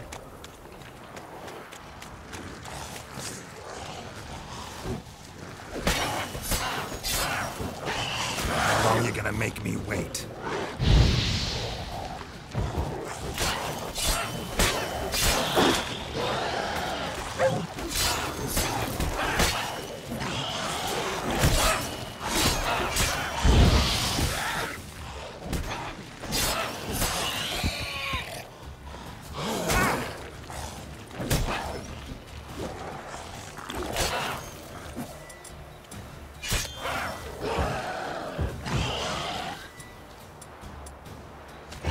Du drakk vann. Du kan bruke action.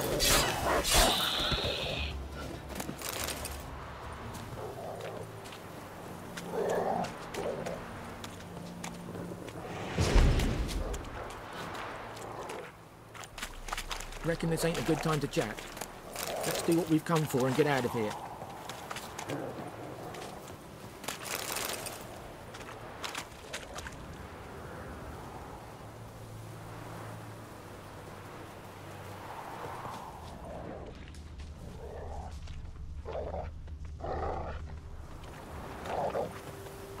Reckon this ain't a good time? That him? No. Doesn't look anything like him. Come on, Hussar. Can you smell Bastion, boy? Still nothing.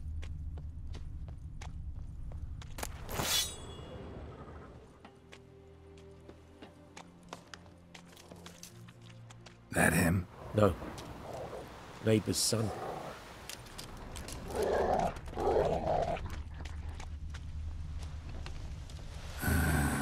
Skin's burned Come on, off. Hussar. Can you smell Might be Bastion, hard boy? to tell, I know, but could this be him?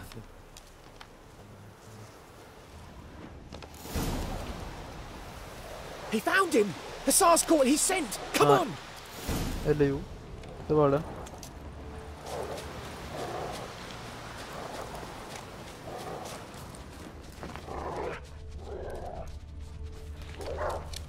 Hussar.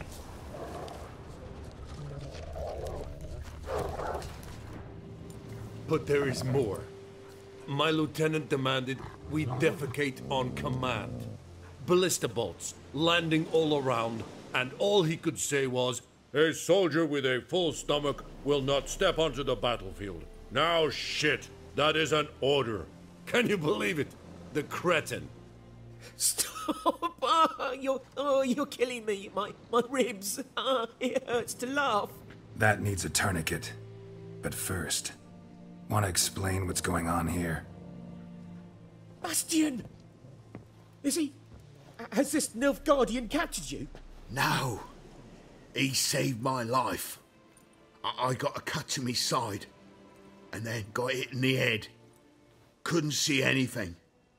Rosinia found me as he crawled across the battlefield.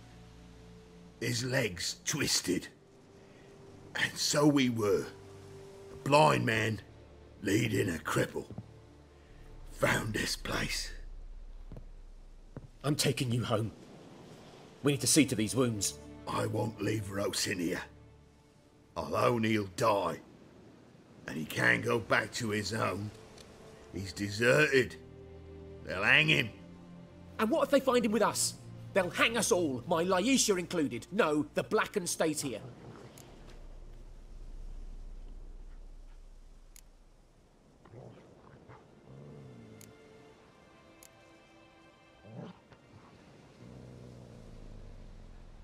Bastion only made it with the Black One's help.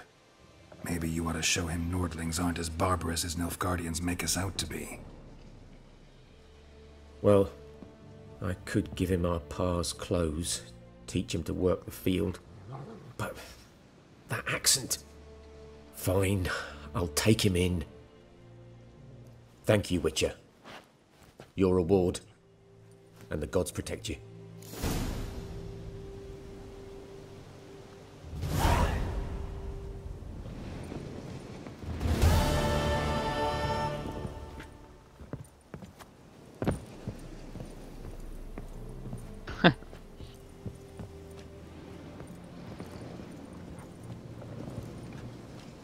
Det ikke noen vakter her, så ja.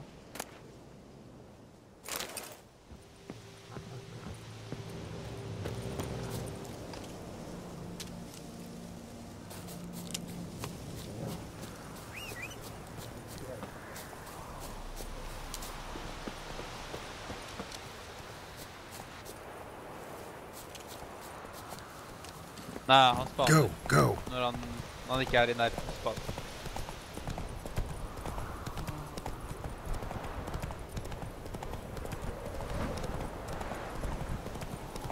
Ja.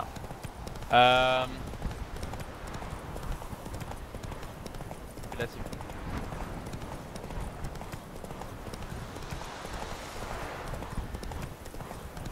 Det er noen quester som krever at det er spørsmålstegn. Ja, hvis du kan. Det kan være at du ikke kan drepe dem. Ja, hvis de er mer høyere level enn deg, så kan du ikke drepe dem.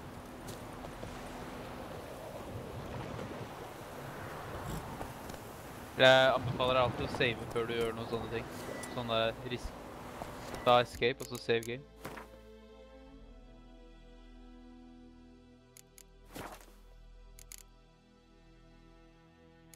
Trykk på C-ventusett.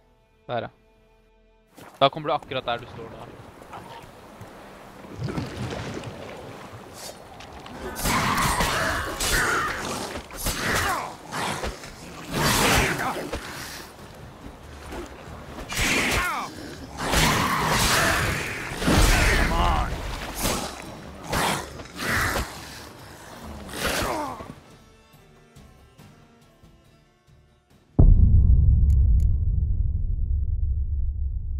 Nei, du tok masse slag. Ta load most recent. Prøv igjen.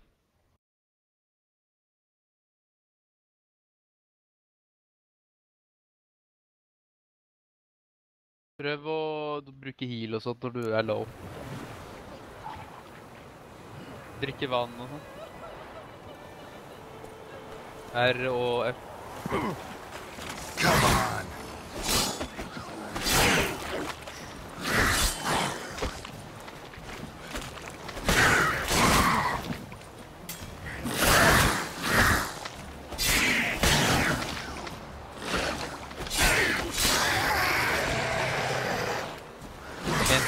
Bra ting å gjøre, Sendis, er ikke å targete, for det er slåss mot flere.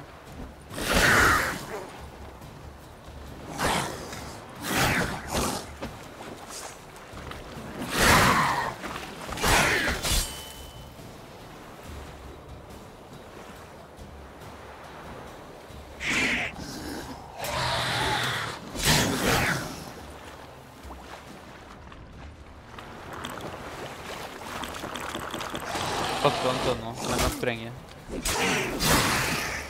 Du har jo de stacker. Oi, slapp av. De stacker ikke. Healsa stacker ikke. Du brukte 5 vann nå. Eller 6 vann.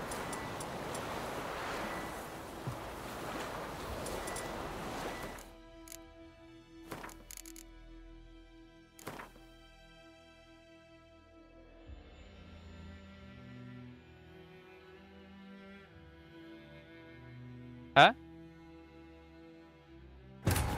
This bard's tale begins near White Orchard, with my dear friend Geralt of Rivia seeking his lover of yore, the sorceress Yennefer. She'd eluded him for years, but now seemed just a few steps ahead. Du loader. Den her forteller deg historien du er på.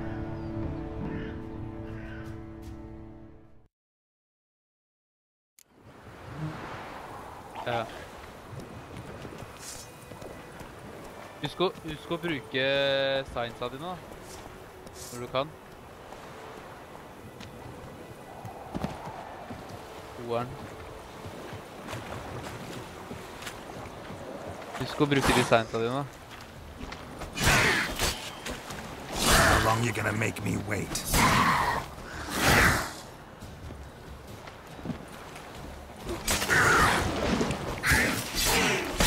Bruk for eksempel ligning.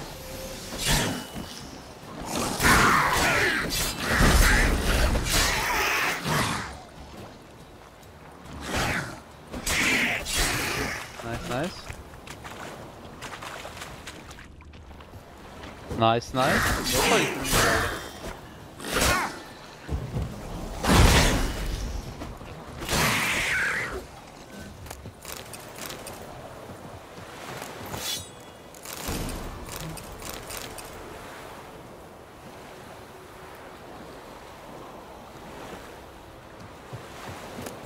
Ja, diagrammer lærer deg å crafte ting.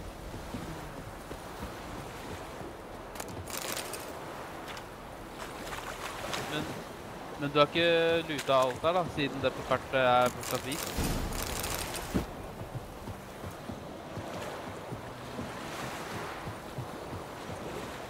Ja, ja, riktig.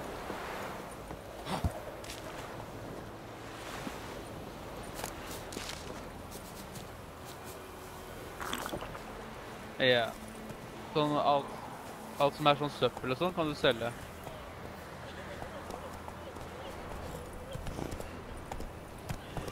Når du har gått tom for potions og trenger håpe.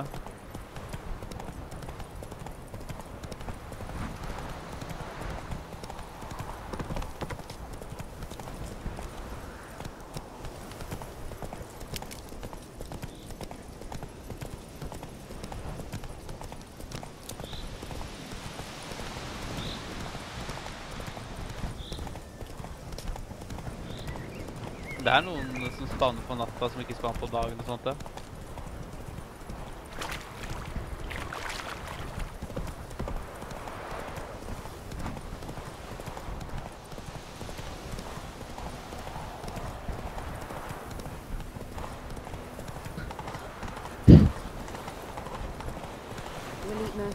Your gran told me about Smith's being taken. Lad went missing one day, so Hey, both nabbed a witchman that was hunting nearby. Started poking him arse when he started twisting.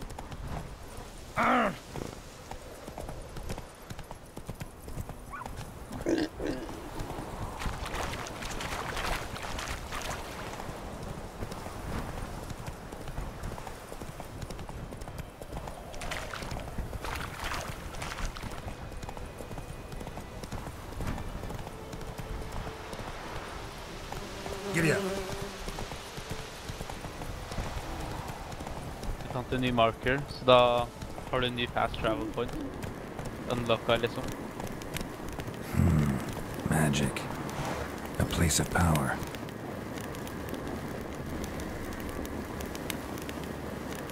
Sikkert. Men det er a place of power, da.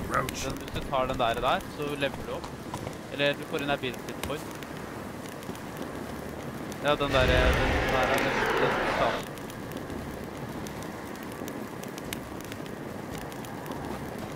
Ja. Hvis de har sånn der så ser de på høy level for deg. Du ikke feil level. Jetto for høy level.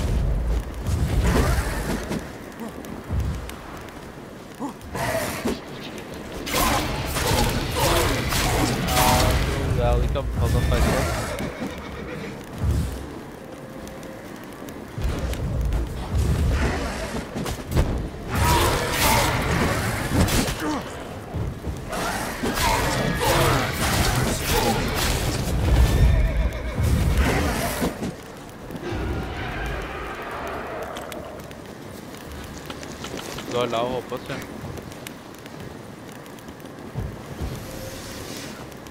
Oi, nå gjorde du samme igjen. Du spiste maten. Det sterker ikke.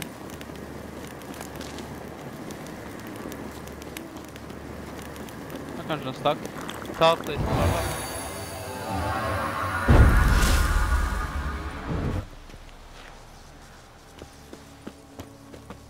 Ok, jetto.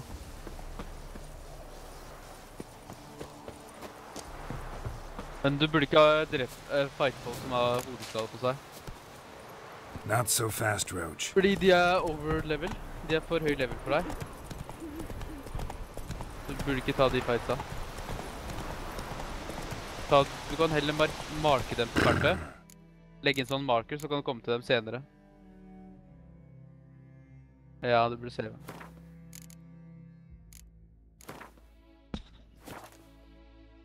Hæ? Jo. Men bare sånn generelt tips da. Du vil ikke fighte noe som er overlevende der i spillet her. Du kan prøve, men ja, det er ikke anbefalt. Men du fikk en ability point da, siden du tok den der State of Power. Du kan levele nå. Du må gå på character. Ja, gå på inventory. Så blar du til character.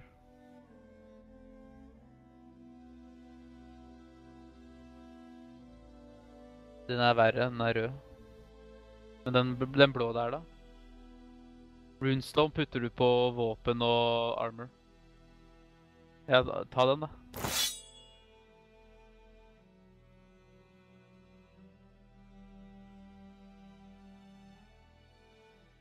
Ja, kan godt. Ja, det er ikke sant, det står der da, hva du får da, hvis du putter den på. Men gå på character, da. Du må bla deg til character.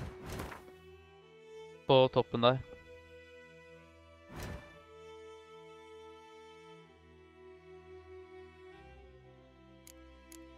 Nei, beklager, gå videre. Gå videre. Ikke character, men det er noe annet.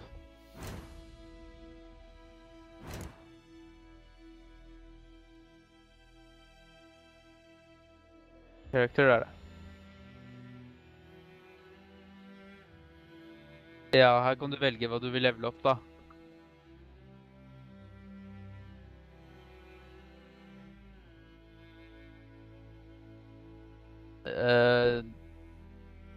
De første har du. Det er core abilities, og det som er under, det er det du leveler opp under, da. Det til venstre er for fast attack. Den andre er jo liksom når du har strong attack.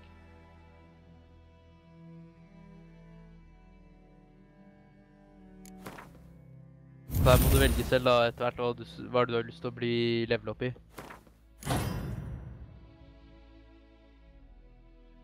Nei. Du må dra den der du levelet opp over, sånn som du gjorde nå.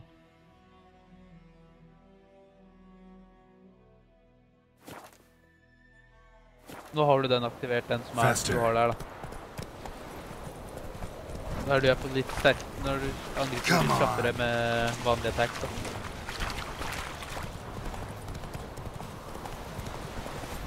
Nei, de guarder en pressure.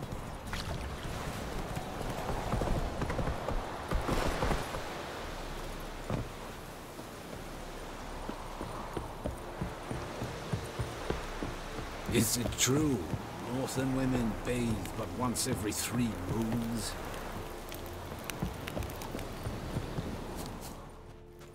Military camp.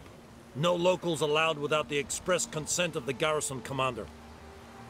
I look like a local to you? You look like trouble. Dead wrong. I make trouble go away. I'm a witcher.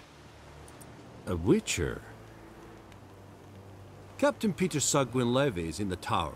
Turn right, past the gate.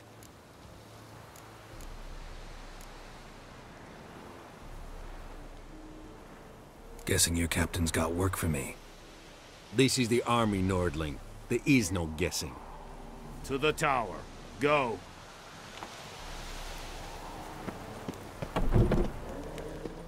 Goltais Griffin is angan. Ep Torp. Nen. Ebstreda. Eeri gloir. Es disse. Gloire en ard fie. Nord-est Ulfheiden en Meres. Es Torpulekama. Es Tuven Ulfheiden.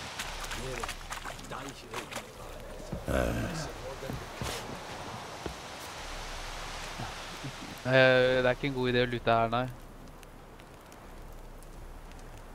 Ja, du kan bruke sånn grindstone for å få enchanting.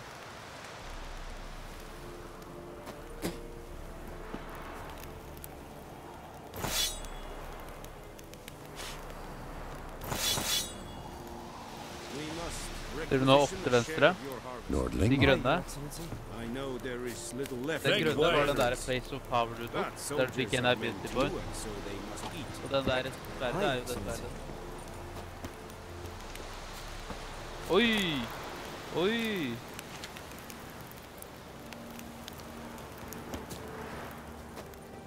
Password. Dunno any. So, out for a little walkie, eh? Counting the Emperor's swords to lull you to sleep? Well, in the army, we've a place for nosy ramblers. The scaffold. And thick-skulled quartermasters. They got a place. You're clearly skilled at banter. And haggling? You got a knack for that as well?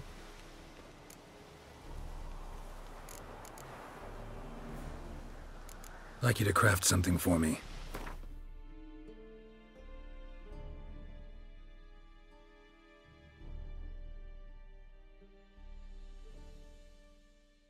Kanskje han ikke har den inne, den komponenten.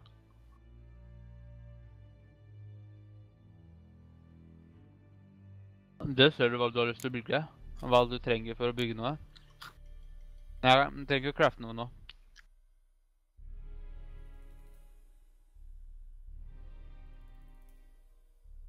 Nei, det går bra. Spar pengene dine. Du har jo ikke penger uansett til å crafte. Show me what you're peddling. Ja.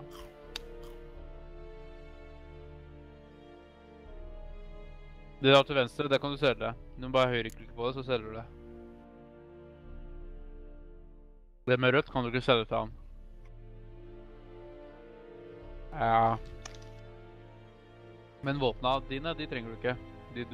De to våpna som du har på inventoryen.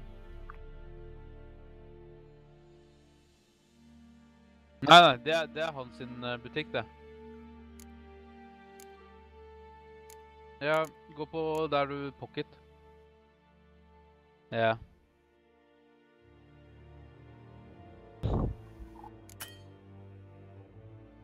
Ja, ikke de røde, men gå til venstre. Der du ser armor og skjold. Nei. Faen, Svedis! Der du har våpna dine. Der, ja, de kan du selge.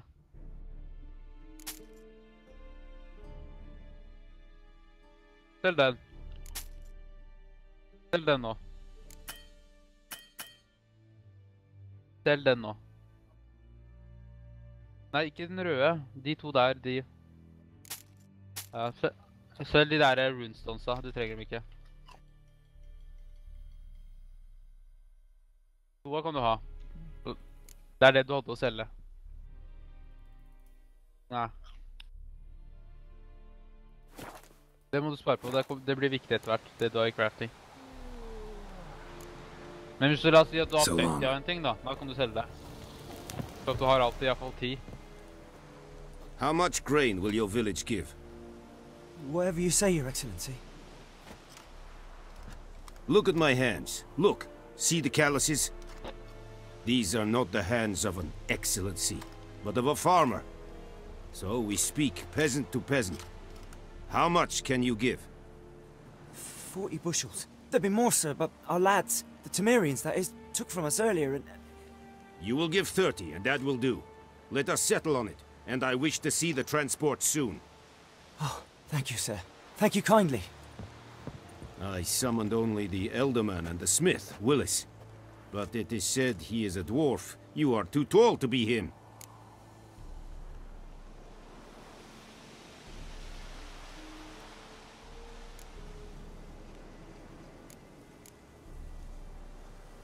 Very perceptive of you. Geralt of Rivia, Witcher. Vatgern! This explains why I did not hear your footsteps.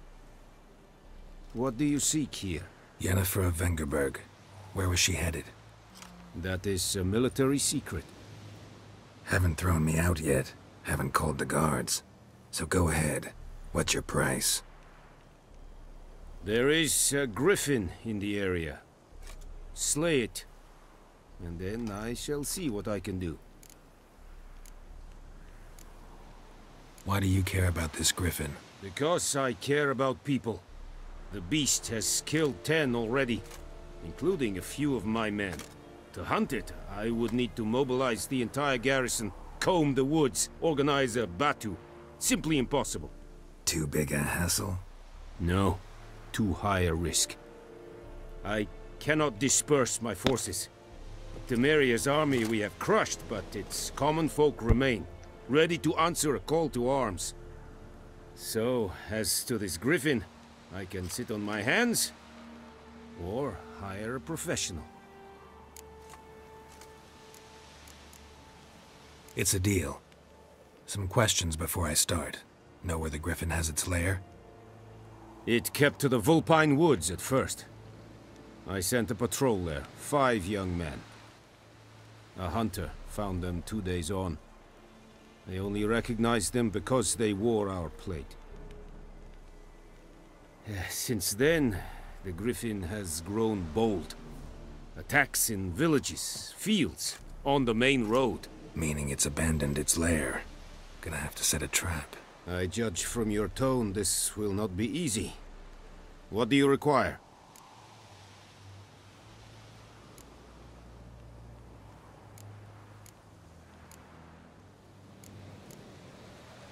I'll need bait. A specific herb, buckthorn. Scent should lure the griffin from 10 miles off. Buckthorn? I do not know this. But I am not yet fluent in the common tongue. Mm-hmm. Probably mastered the basics, though. Hands up. Kill them. No. First came idioms. Don't play with fire, for example. Go to Tomira, an herbalist. She lives near the crossroads. She will aid you. Need more information about this griffin. Its sex, why it's abandoned its lair. Shall I bring you witnesses? They won't say anything I don't already know. I need to go where your men died. Look around. What's the name of the hunter who found them? Mislav. He has a hut south of the village, very near the wood. Helpful fellow. A little strange, though. Tomira and Mislav. Thanks. Es sunt jakten.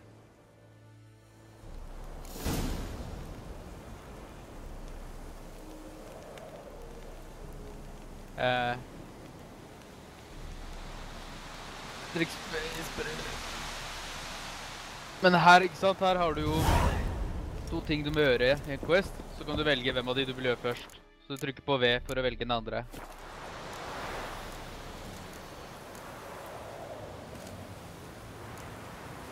Ser du hvem og så ser du hvor langt skritt det er til den ene til den andre, ikke sant? Så er gjerne den som er nærmest deg. Det, ikke sant?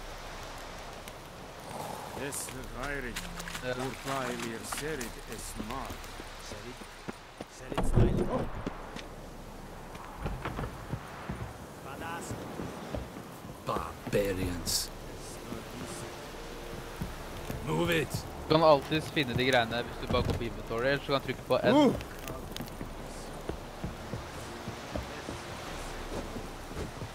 Hva da? Ja, ja. N.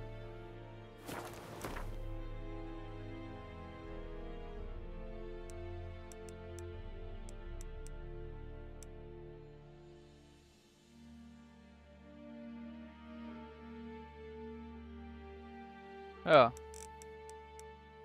Altså, det har ikke noe å si om du gjør det her på kveldstid eller dagtid på den questen her, men bare gjør det. Bare gjør det.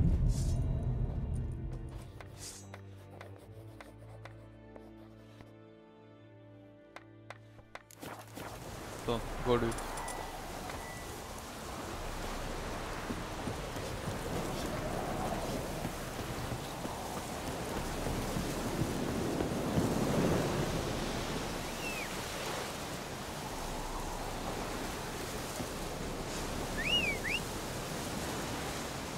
Men, kjendis, jeg tror jeg må etterlate deg alene nå. The Emperor shall guide us straight to Nå har du lært deg basics av spillet. Du kommer til å ha det lættis nå, fordi den questen her er jævlig bra. Der. Nå må jeg ignorere den.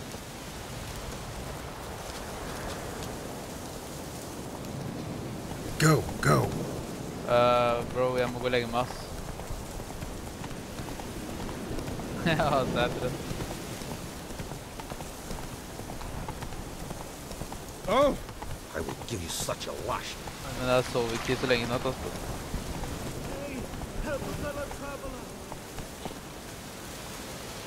Det er en sidequest. Du kan godt ta den. Get here. Ja. Greit, fuck it.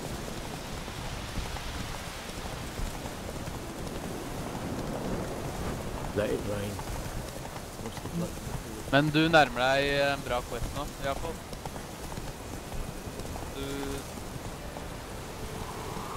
Det er ikke noe med det å gjøre. Det er bare det dritlitt. Du hører det selv på meg, men det er dritlitt. Bad time? Not at all. Hand me the beggar tickets, the... Red bloom. Well, one versed in herbs. Probably saying too much, but I know a bit. For instance, that beggar tick's poisonous. In large doses. Small ones soothe pain and bring forth pleasant dreams. Which is all I can hope to do for her.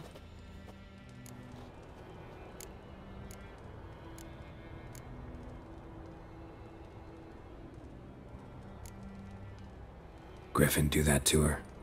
Delina. Yes. Attacked her at night. She was walking in the woods. At night? Through the woods? In wartime? Meeting a boy. The young, you know, do foolish things for love. Wounds are healing, but she will die. Blood's pooling in her skull. Nothing my bruise can do to help.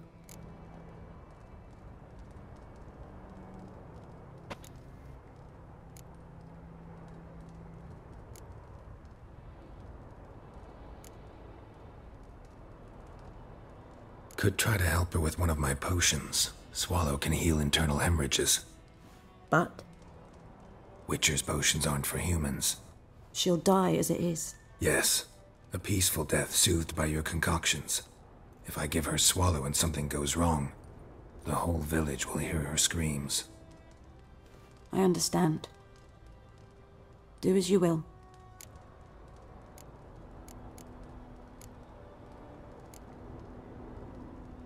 Looking for buckthorn. Know if it grows anywhere around here? Bottom of the river, where the channel's widest. But you do know that once out of the water... It'll stink worse than a week-old carcass. Counting on it. I'm hunting the griffin. Need the buckthorn for bait. I was thinking... A few years ago we had trouble, drowners under the bridge. The whole village had to pitch in for a witcher. Who now can afford the bounty on a griffin's head? Captain Peter Sars, something. Ah, good to know the Black One's looking out for our welfare.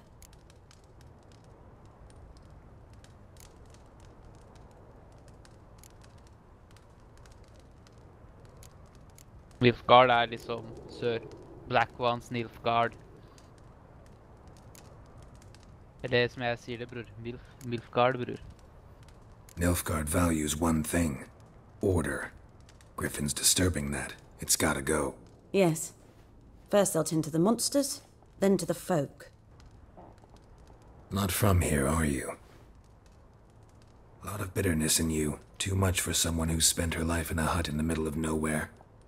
True. And you're in a hurry. Elsewise you'd not use bait, just wait for the griffin to attack again. Believe we could have an interesting conversation. Maybe next time.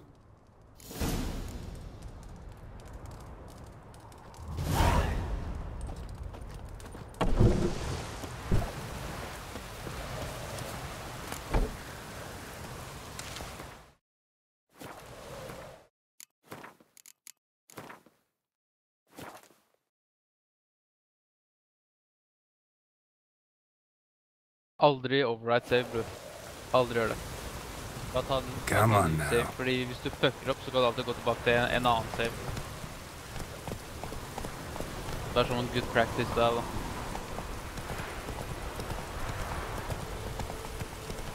Har du skrudd av autosave, eller?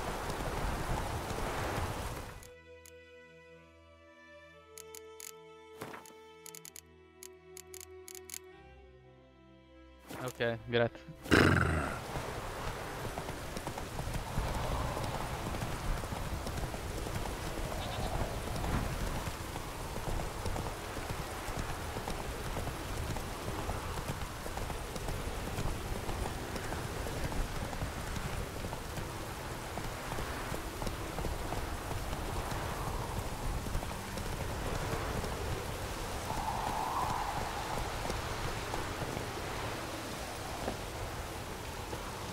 Anyone home?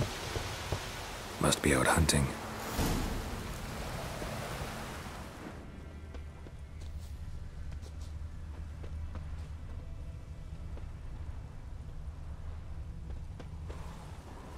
Trail's fresh. Mislav just left home.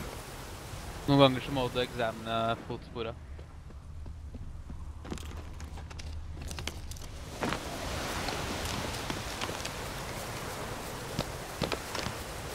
Det er vinden og sånn.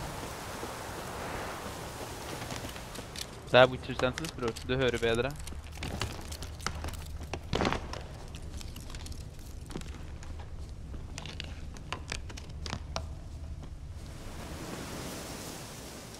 You, Mislav? Shh! Hear that?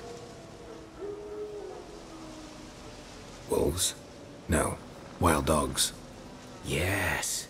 More dangerous than wolves.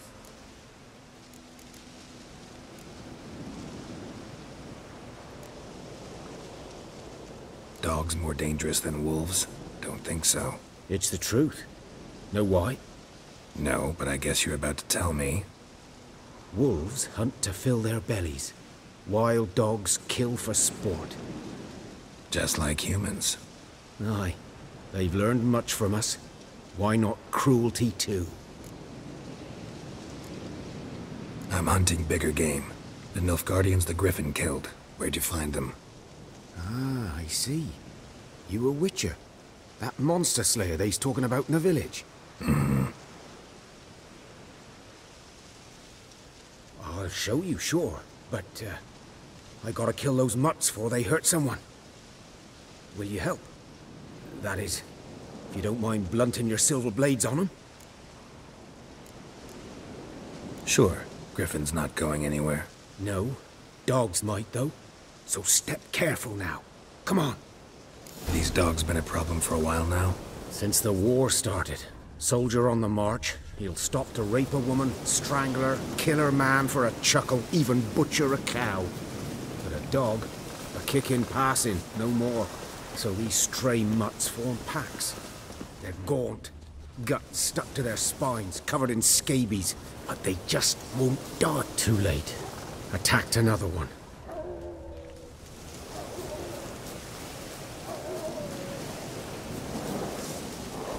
How you like that silver?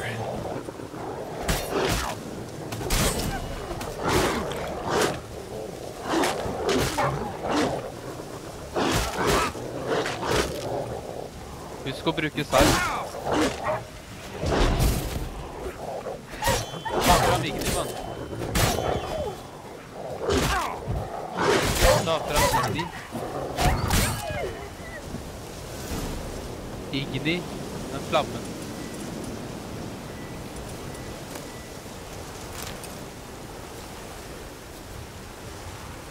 Glemmer å bruke de greiene. Det jævlig viktig.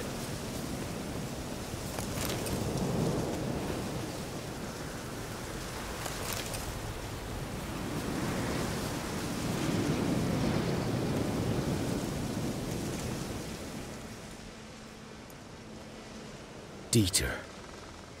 You know him? We served at the Lord's Manor together, where the Black Army's encamped now. He was a stable hand, I was the Lord's hunter. But that was before...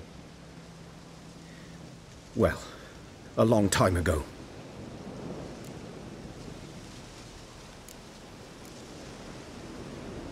Before what? Before they drove me from the village. What did you do? Nothing. I'm a freak. Sorry. I'd rather not talk about it. I'm a freak too. Aye, but of another kind. If it's lycanthropy, I can help. What? Lycanthropy. Werewolves. Handled a few cases in the past. It's usually a simple curse that... The Lord's son, Florian, and I... we loved each other.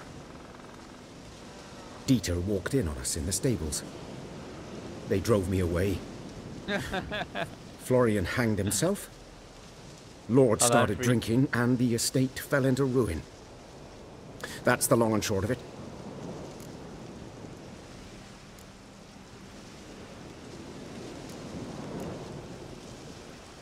I'm sorry. Ancient history now. I was to show you where I found the Nilfgaardians. Come. Griffin, know anything about it? Oh, not much. It's not my kind of game. You're his kind, though. Survival instincts alone ought to make you care. I walk silent through the woods. No griffin can hear me nor spy me. Putte enda en poeng I noe.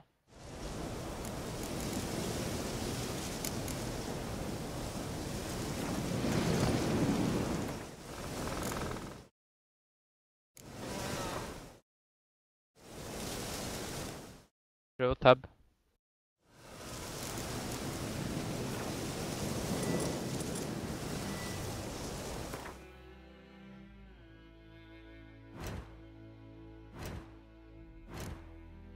Ta på deg de skoene, by the way.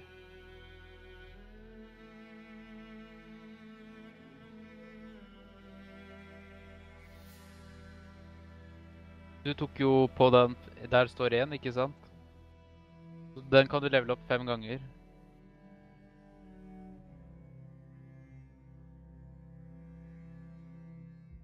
Ja, muscle memory. Du ser at du har 1 av 5 på den. Ja.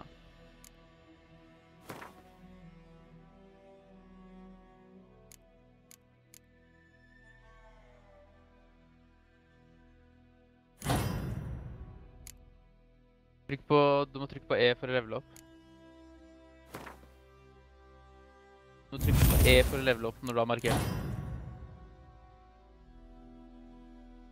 Jeg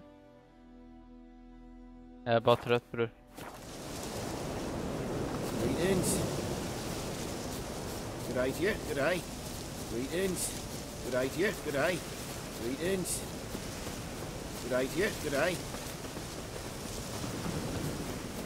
Greetings. Good day to you, good day. Greetings. Good day to you, good day. Greetings. Good day to you, good day. Greetings. Good day to you, good day. Greetings. Good day to you, good day. 'Twas here. One lay there, by the stump, headless. The other hung from a branch, guts splayed, stretching down to... Watch out for yourself now.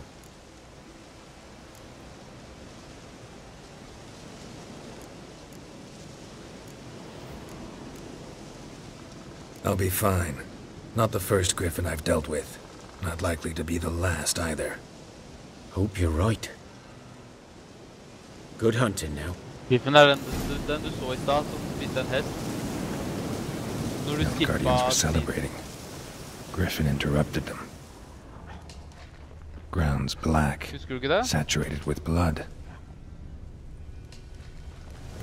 Yeah.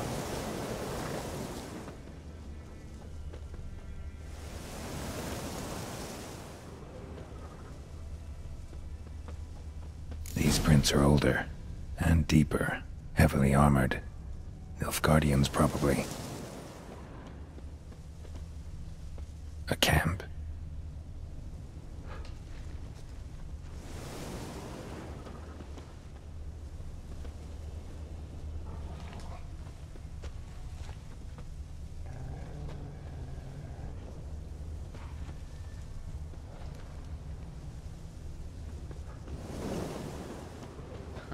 Ikke bli distrahert, bror. Gjør questen da.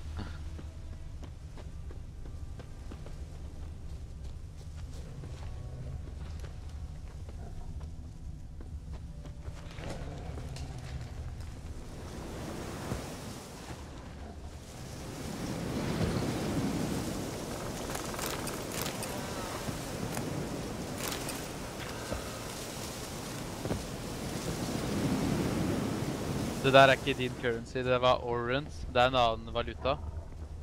Du må jo exchange de senere. Ja. Kan ikke hoppe... Ja.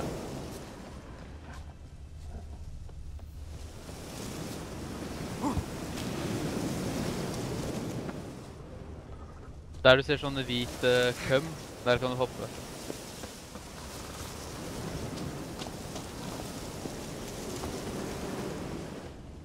Griffin's nest. What remains of it, at least.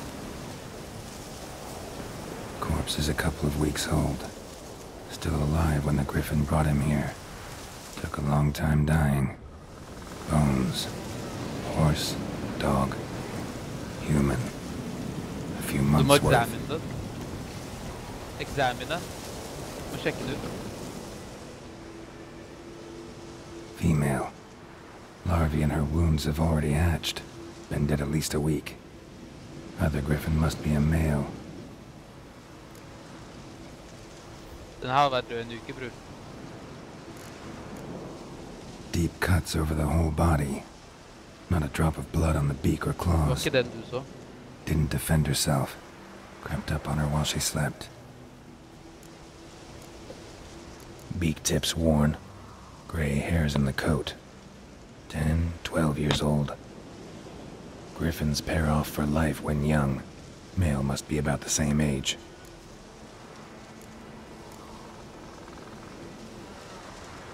Nei. Thick shaft, dense barbs. A royal griffin. Explains why the male I ran into was so aggressive. Hunted the Nilfgaardians down here in the forest first, then started prowling the area.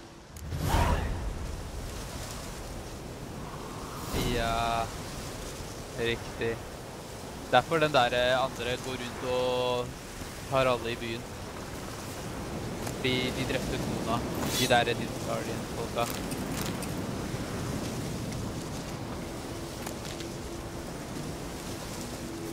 Vet når du leser bøker og sånt, eller I hvert fall åpner opp de, så det ofte at du kan lære ting av det. Trykk på inventory, kjendis.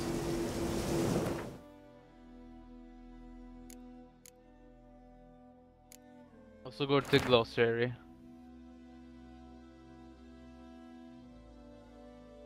Ja, det ikke det. Gå til bestiary. Det en egen tab liksom oppe på toppen.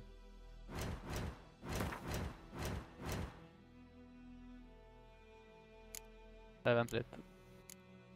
Der. Og så trykk for eksempel på Griffin.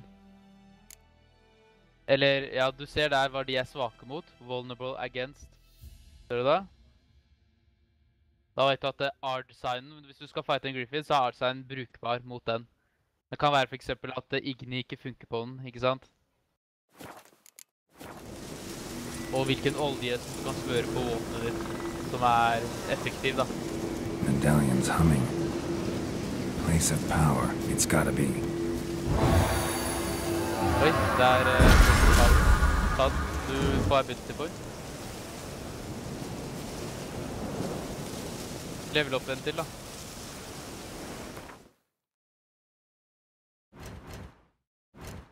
Ja, hvis du vil, det kommer litt an på hva du vil være. Vil du være sånn attacker, spellcaster?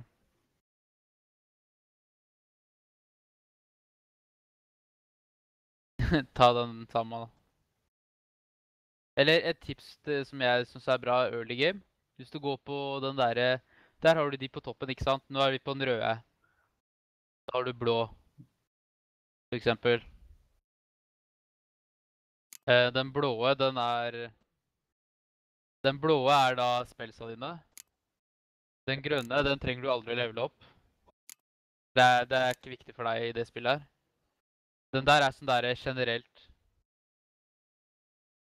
Og på den generelt så hadde jeg tatt den som regener håpen din. Når du ikke I combat. Inn den.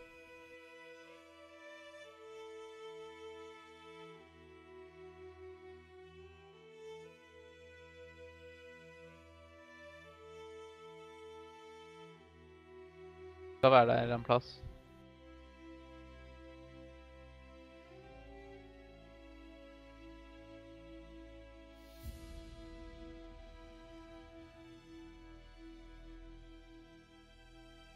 Det den første, eller? Tenk om det den første.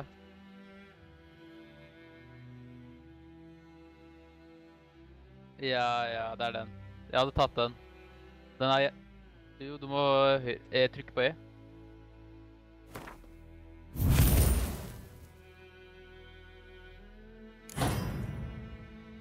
Ja, dra den over. Sånn, ja. Ja, riktig. Nå fyller du opp håpen din når du ikke I fight. Og etter hvert som du får mange av de der greiene, så det bedre å putte for eksempel 3 røde på samme sted, for da increaser du det. Ja, trykk på X da, så roper du på hesten din.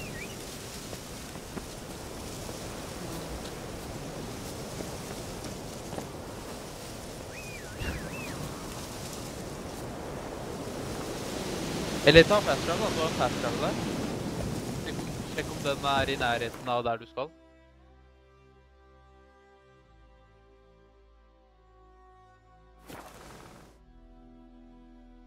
Ja, Mill ganske nærme. Du ser at det masse noen spørsmålstegn på kartet. De burde du sjekke ut etter hvert.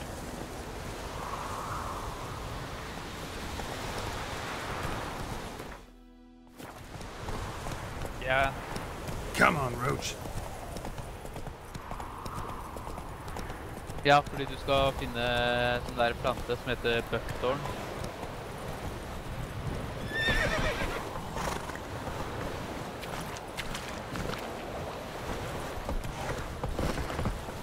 Du skal ikke på den siden av vannet der, da.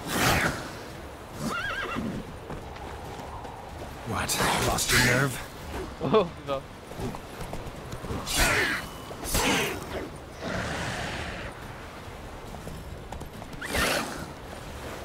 Så tar du strong attack. Du har jo levela strong attack.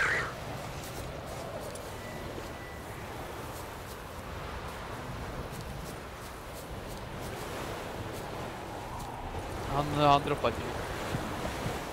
Men du skal fatte sin av vannet. Det er en spørsmålstegn her. Sjekk den ut da, du er i nærheten. Det er en spørsmålstegn rett ved deg, sjekk den ut. Hidden treasure, står det.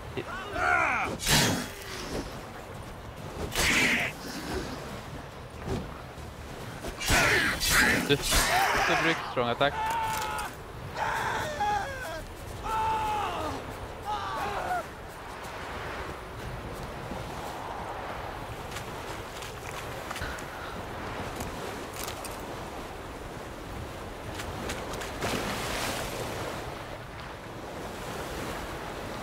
Du må finne en chest, du fant nøkkelen. Se.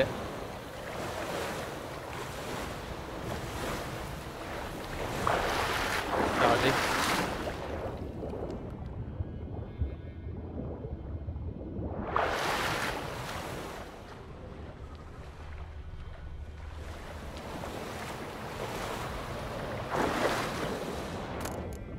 Du fant nøkkelen liksom. Det er hidden treasure, det var jo et spørsmål der, men nå ble det en hidden treasure. Trykk på V. Faen. Nevermind. Ja, så slipper du å gå inn på inventory og lese det.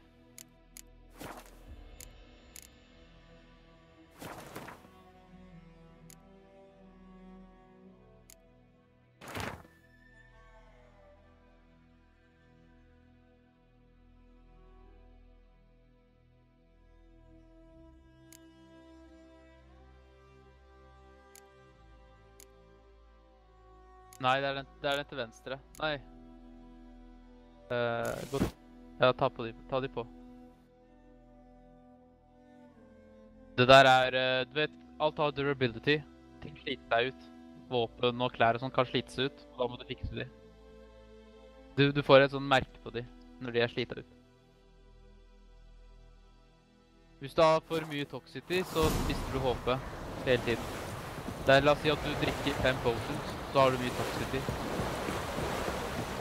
Det er for å balansere da, at ikke du kan drikke for mange potions. Nei, men nå tok du en annen quest. Du tok Temerian Valuables. Det er en annen quest, det der. Da du får gå og bytte questen. Nei, men gå og bytte. Ta på inventory, gå på quest, og så bytter du.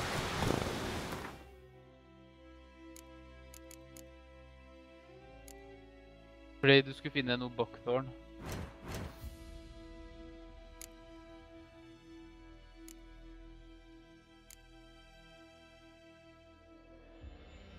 Det er den, ja. Find some buckthorn. Må hele tiden lese om hvilken quest du holder på med. Du er på The Beast of White Orchard.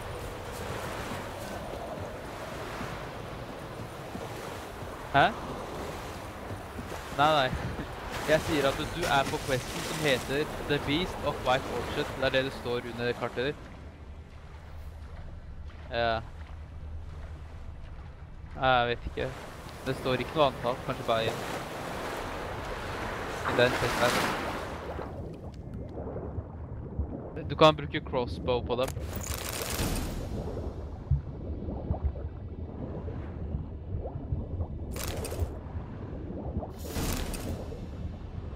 Ok, du fant en sånn der manuscript for Dragon's Dream Bombe. Den burde vi kanskje crafte oss, hvis vi kan. Da har du bomber.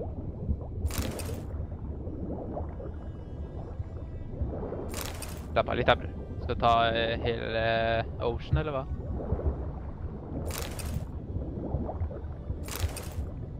Opp, opp, opp! Opp! Å, fy faen, det går til å dø. Done all I could. Should talk to Vesemir. Å, fy faen.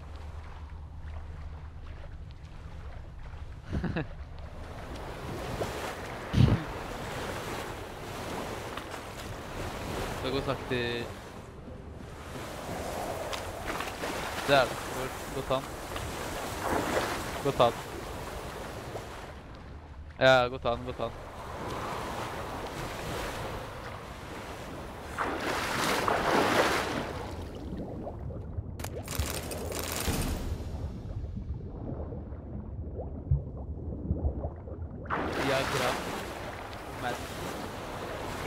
Det er nice, det er nice. Det er olje. Hæ? Nei, du skulle ha Buckthorn. The Goodman's born knows enough. I don't like you, White One. Yes? The wild hunt in the heavens. Åja, for å drepe Griffin. For å drepe den Griffin. Ja, kanskje. Jeg husker ikke. What do I have to do to get me a sword like that? Men du har jo bare manuscripten for å lage den. Du har jo ikke laget den. Ja, det er det. Du har bare funnet ut hvordan hva du trenger for å lage den, men du må også lage den en gang for å kunne ha den. Gå til Alchemy. Og trykk på space. Gjerne det. Greit. Og så oils. Du har tinga, så trykk på craft item. Så nå har du unlocka den oljen for godt, liksom. Og la oss si at du har brukt oljen din 2 ganger. For å fylle den på igjen, så må du meditate. Minst 1 time. Ja, så fyller de seg opp igjen. Men du fikk noe item på noen bomber også, så du kan lage bombe. Now listen careful. You're never to sing that rhyme again. Never.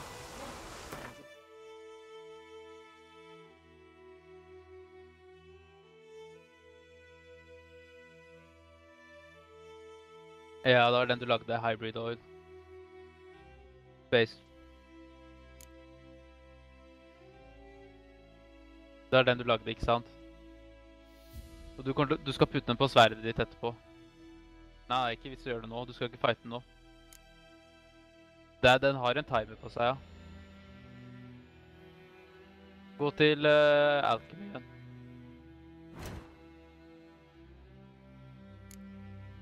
Ja, sjekk om du kan lage den bomben som du fant, Dragon's Dream. Kan du ikke lage noen av de? Du burde lage i hvert fall en av de, early. Du kan kjøpe det på sånn der herbalist.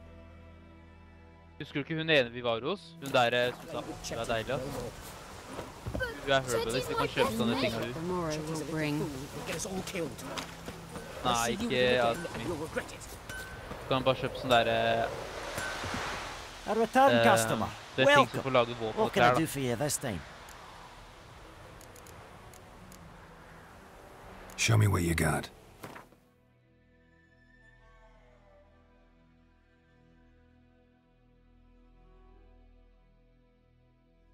Men trykk på shift. Hold inn shift mens du ser på det sverdet. Det er den til høyre har den du har på, ikke sant? Equipped. Du ser at den har 19 armor piercing. Du må sammenligne den der da med, er det bedre 4% chance to bleeding? Nei. Du burde egentlig bytte våpen med en gang. Bleeding er jævlig bra på det spillet her.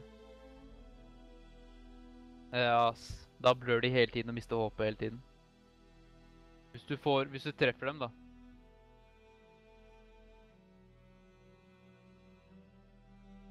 Nei, den ikke så bra. Men selv de der gamle skoene dine, det trenger du ikke lenger. Nei, fordi Alchemy får du kjøpt hos Herbalist. Og Blacksmith sånn, kjøper ting når du skal crafte armor og sånt da. Open armor. Det er jo to forskjellige yrker. Ja, det fant du i den kista i sted. Selv de gamle skoene, ja.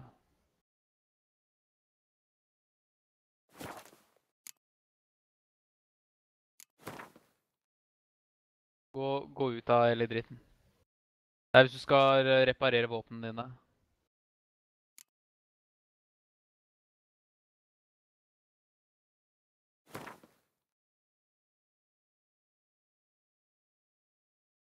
Nei. Du får nye items hele tiden early. So long.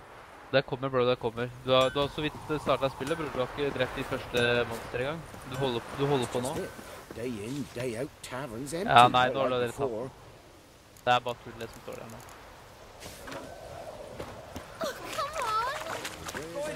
Will you raise a glass with me? It's Durban now. D-E-R... Looking for trouble? Good man. Whose field is that the other side of the river? By the wood. Boy in Clinton. Good lad, Master. Du har sittet i stuka, så han sitter bare her. What is it, Wolf?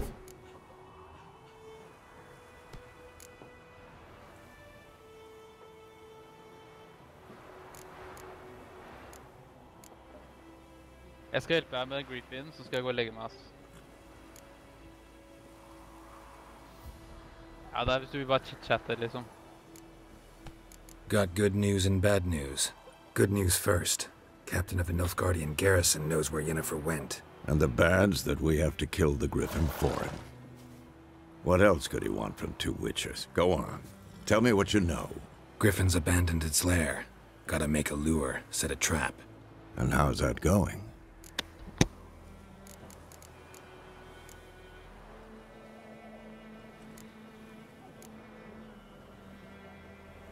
Ikke sant, fordi du diva ned den der havet, det der planten. The Nilfgaardians burned the woods down, killed its mate, smashed their eggs. Thought they'd fixed things. It's always the same. Instead of sending for a professional, they try to do it themselves, only end up making matters worse. Got the buckthorn. Ought to work like a charm. Powerful scent. More like stench. City boy. Rotting meat, manure, piss, standard smells of the countryside. Remember Tredegor, hunting that Zoogle in the trash heap? You spent half the next day bathing, scrubbing yourself. How can I forget? You ever gonna stop bringing that up? Fine. If everything's ready, say the word and we'll get to work. Det er mye sånne ting som de snakker om, som ikke vi skjønner, og det er fra spiller toeren og eneren. Alle spillene følger story, liksom. Det er dritbra. I'm ready. No point in waiting. Let's find a good spot to ambush it. Picked one out already. Other side of the stream. There's fields and a grove. Plenty of room and far enough so no one will get in our way. Good. Meet you there.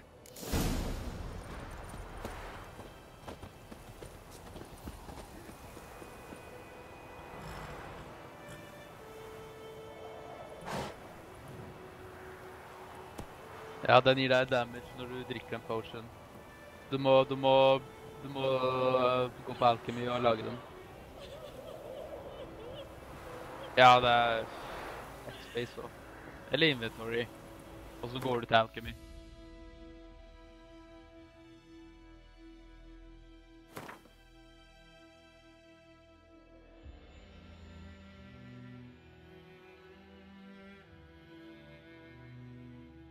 Mottagen er det der, du vet, når vi leveler opp og putter på poeng. Så hvis du har alle sammen en blå, eller en rød på en rad, så kan vi putte disse her mottagen på den rekka, så blir de alle increase av damage og sånn. Når du dreper monster, så finner du når de dropper det. Nei, noen få monstre. Men nei, men du må scrolle ned. Nå er du på Alchemy Substance. Du skal gå ned til Potions.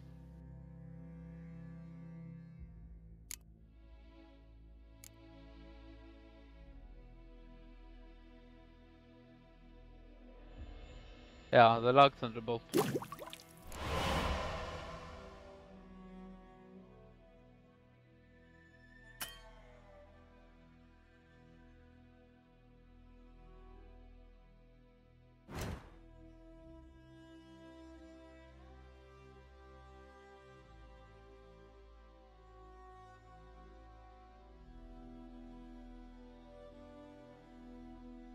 Equip it.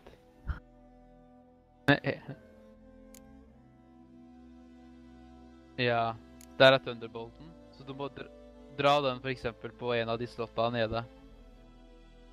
Gjerne for eksempel den der, de druene, eller hva det er for noe, den, ja.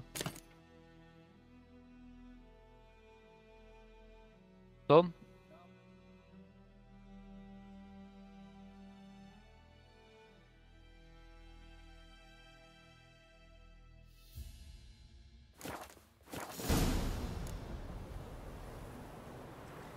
Du ser det nedetjeneste der. My gran told me about the Smith's boy.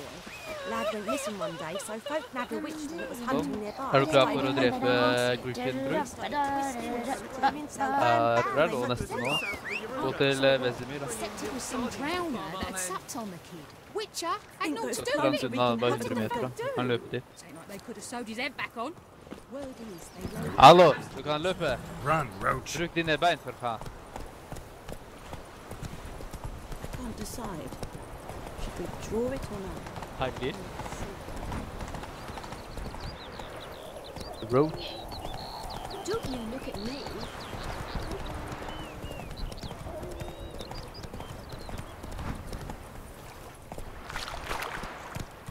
Ja, heller her enn I byen. A stream, amber waves of grain. Det veldig riktig. Charming place. Perfect for an ambush. I know how to choose them. So, ready?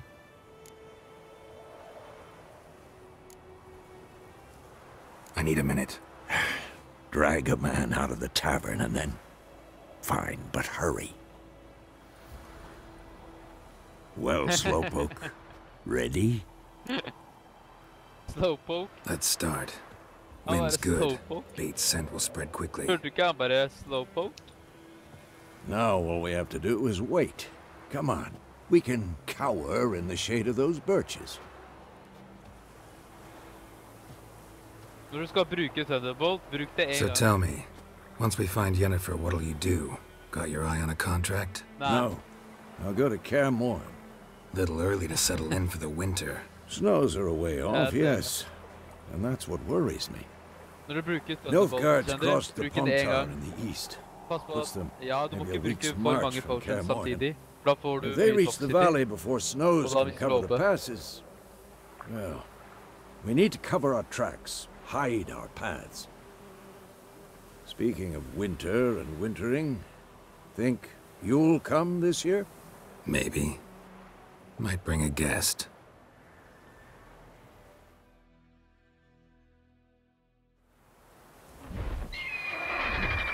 Fake. Hear that? It's close. Let's go give it a warm welcome. Wait, make this. A crossbow. Won it in a card game while you ran around. Might come in handy.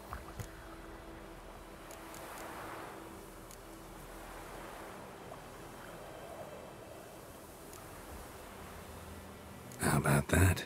Always lectured us on the evils, but you're a gambler yourself. Stop talking. Got a griffin to kill.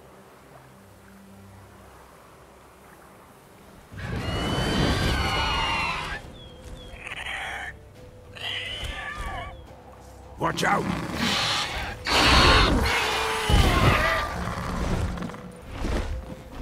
It's about to die! Trykk på inventory. Ja, du har equippa crossbow. Jeg ser det. Den er under sverdene dine. Når den flyr, så må du bruke crossbowen.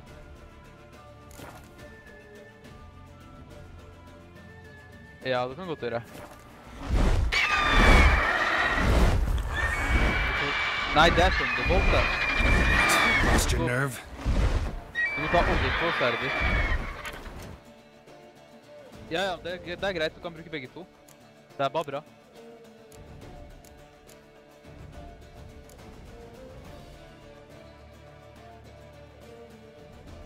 Nei, du tar olje rett på våpenet.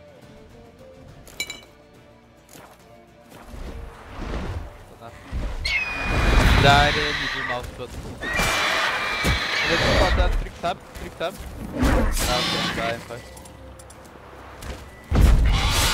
Der, og så må du ned og trykke på E.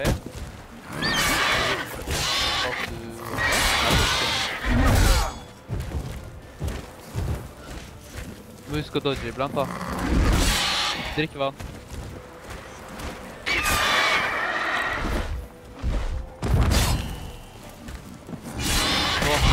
Damn! It's fast!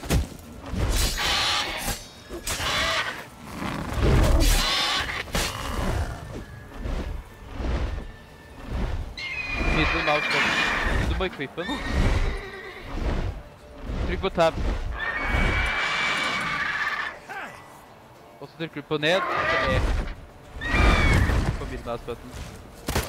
Target han. Eller nei. Ja, han er på bakken. Drikk vann.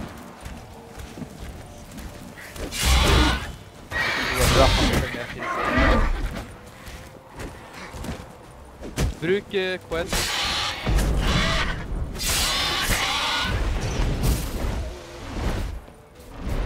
Don't let it get away! Ikke Axid mot Quen. Eller Ard. Han stikker unna. Chase han.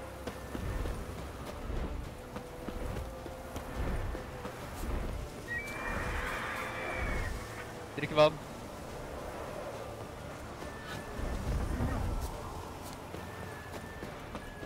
Du har en vann igjen, drikk.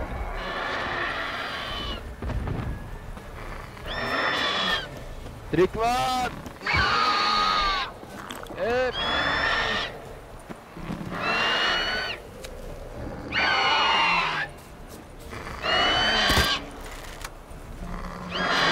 Thunderbolt.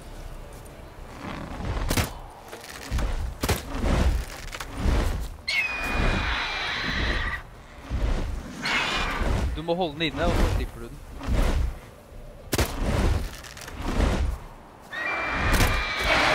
Du kan også targete han da, som gjør det enklere. Og du traff han.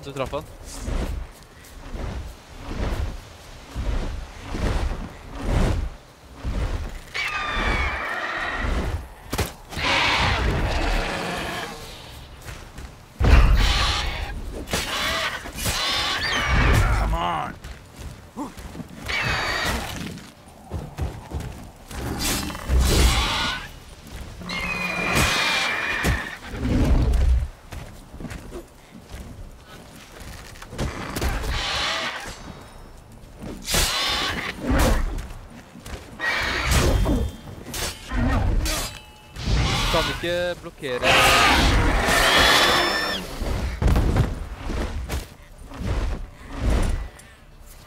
Yrden. Hva er det? Enten Ard eller Quen.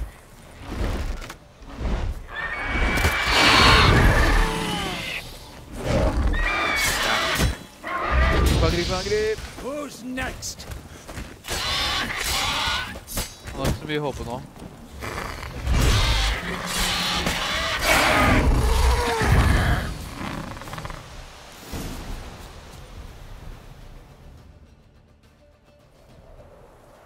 House. Not bad. Though you could stand to improve some things. Du må ta huet hans, Fendrim.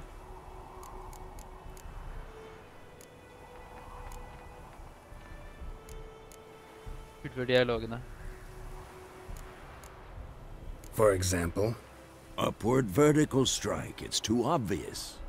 But more on that later. Take the Griffin's head to the Black Ones. I'll ready our horses. Meet me at the inn. Du må ta huet hans. Loot monster. De dropper bra loot.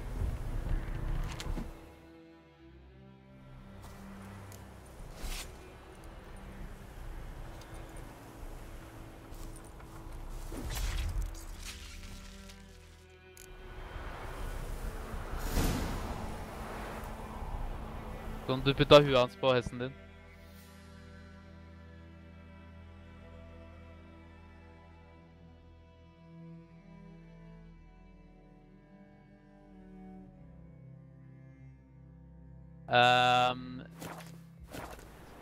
Jeg tror det Come on now.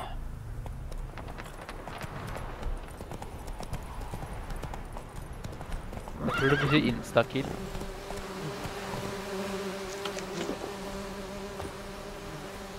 Du vet når du slåss mot mennesker og sånt, så har du 10% sanse for å instakille dem. Du får sånn animation, tror jeg. Is it true? Northern women bathe. Ja, nå skal du snakke med han og si at du har drept en griffin. Ja, sikkert. Det var ikke derfor du gjorde det. Du skulle egentlig gjøre det for å finne ut hvor Jennifer gikk. What the hell is this? Roy! You take me for a blind man or a fool? This grain is rotten. No, I didn't know. So, a fool. Damn it, you never learn.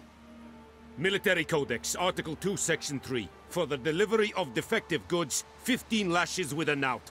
Make it so. No, no, no! By the gods, no!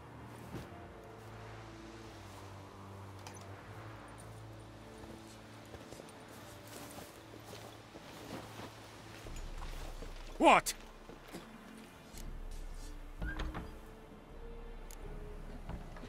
Guess you've dropped your good uncle act. It was no act. I extended a hand to these people. They spat on it. Could it be because it held the sword that killed their loved ones? Tja! A moralist. And what would you do in my stead? Wouldn't ever be in your stead. Tell me why you've come. Fulfilled my end of the bargain. Your turn. Where'd Yennefer go? Du litt av en... To Vizima. She was a day's ride from here the whole time. Under my nose. Might have said so. Nei. Han hadde...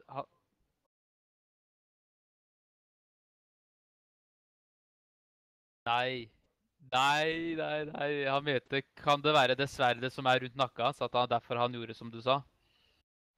Yes, I might have. At han ikke har noe valg. But you would not have killed the griffin. Tit for tat. Halt! Tit for tat. We are not done. It's yours, this gold. I would not want you to say you were inadequately compensated. Ja, hør. Ja, det noen ganger du får lite tid, så du må svare kjapt. Det noen dialoger som sånn. Det har stor påvirkning til hva som skjer da. Nei, jeg tror du må alltid ta et valg. Hvis ikke du velger, så tror jeg den tar første valget. Jeg tror det.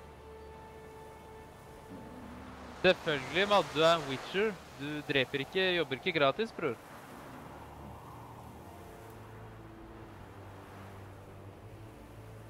Ja, du får velge, bro. Det ikke noe riktig eller feil her, eller...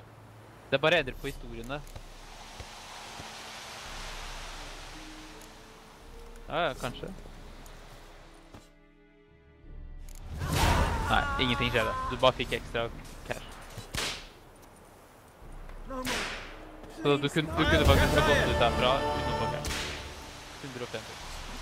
Hvis ikke du hadde svart, så hadde du bare fått XP, du hadde ikke fått cash. Det hadde ikke så mye å si i denne her, da.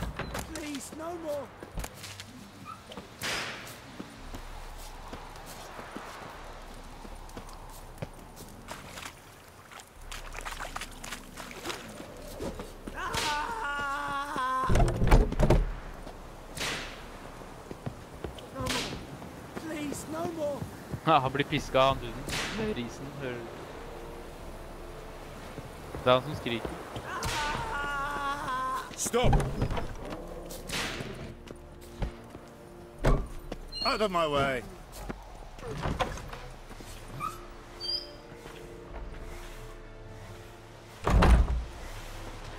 here. Go on, Enketer! I rommet ved siden av, tror jeg.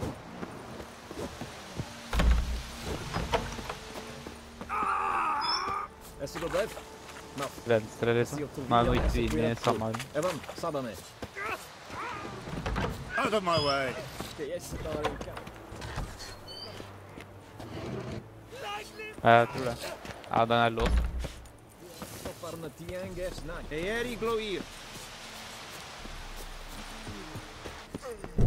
Ja, drit I han. Men, ja, da klarte vi å drepe ditt første monster. Det nice. Ja, faen, bror, du ikke Superman. Det var ganske langt ned, altså, bror.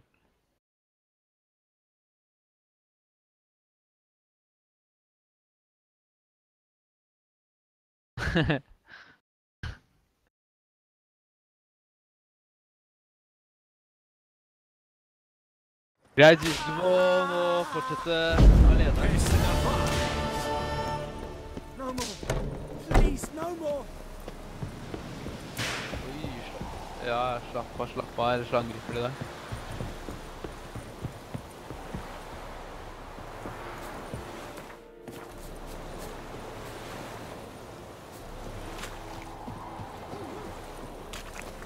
Greit, bro, vi snakkes da. Vi får spille litt alene.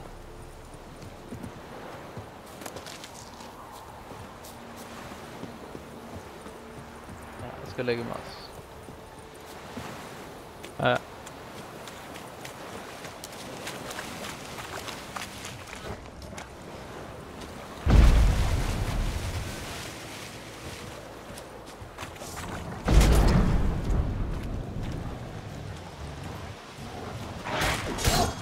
How long are you gonna make me wait?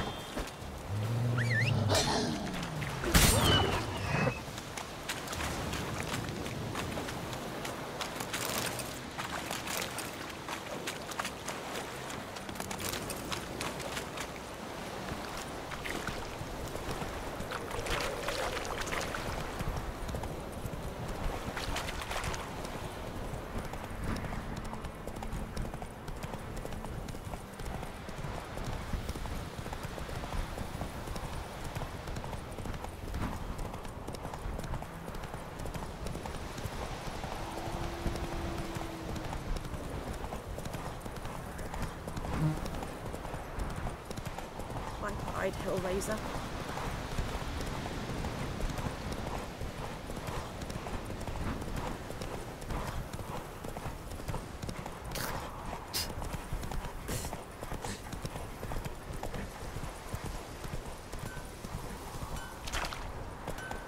Giddy up. It's raining and pouring, and Vermeer's snoring. He bumped his head when he went to bed and wet himself the morning.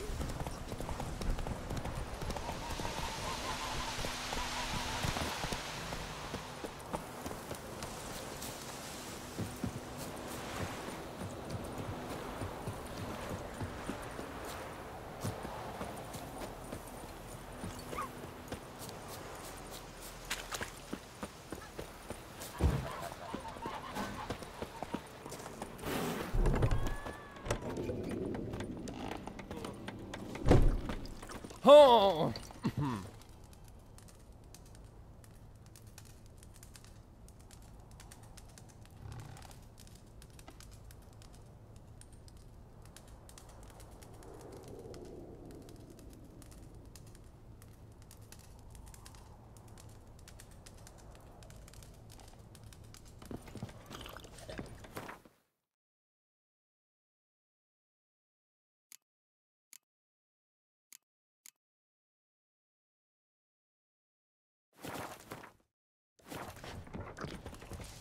Ah!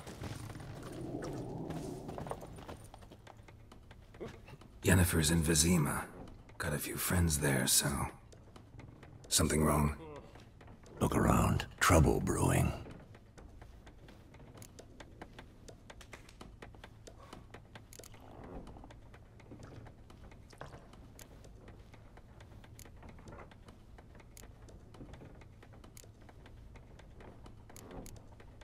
Time we were on our way.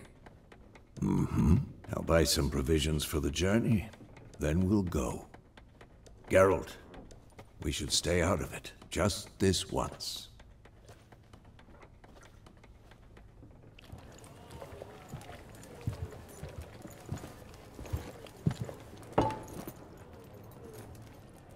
What happened to the lilies? Took 'em down. Took 'em down to hang a golden sun there now. I cannot show Temerian colours. They'll come and burn the tavern down. Maybe it's true what they say.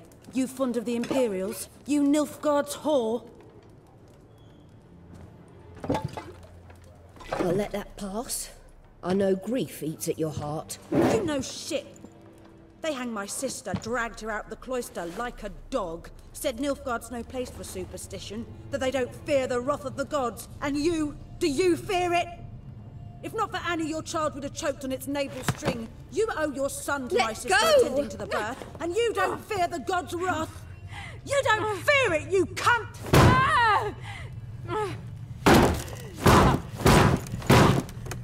Leave me be!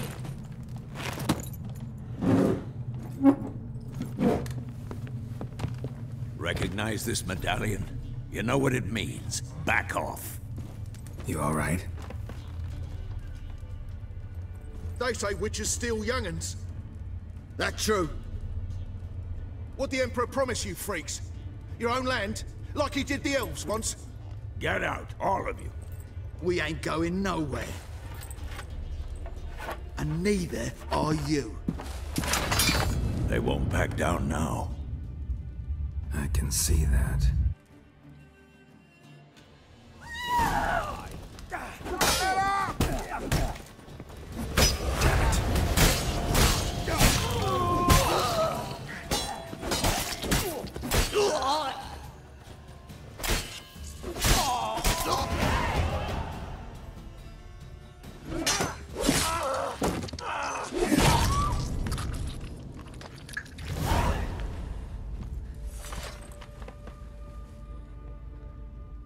It's all right. It's over. Leave me be! Get away! See his face! God save us! Be gone, and don't ever come back.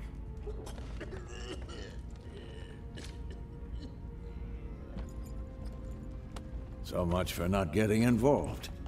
Come on, let's go.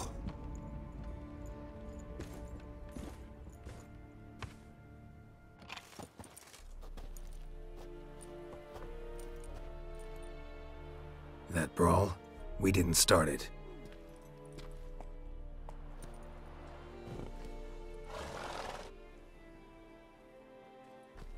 Excuses, excuses. You've not changed a bit. Yen? How? I received a report about a witcher who'd appeared in White Orchard.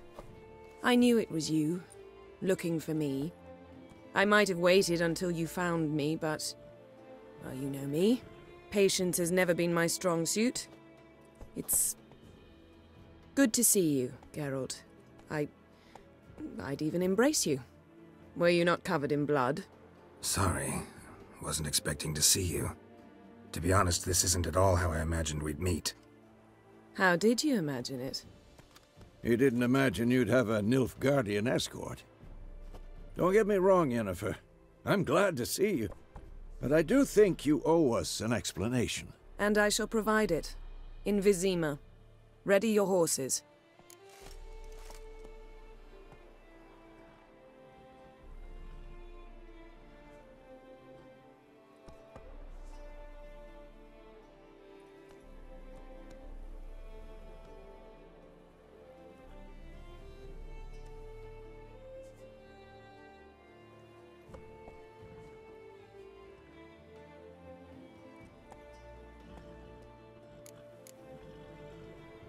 We can talk here. Some charming orchards nearby. In bloom even, so you almost can't smell the corpses. A tempting proposition. Sadly, I must say no. You see, someone awaits you in Vizima. Someone who doesn't like to be kept waiting. Emperor Emhyr var Emreis. Or, to those on more intimate terms with him, the white flame dancing on the graves of his foes. Doubt I number among that group. Far as I remember, last time we saw each other, he wanted to kill me. Well, now he wishes to make you an offer. The kind one can't refuse? I didn't, though I could have.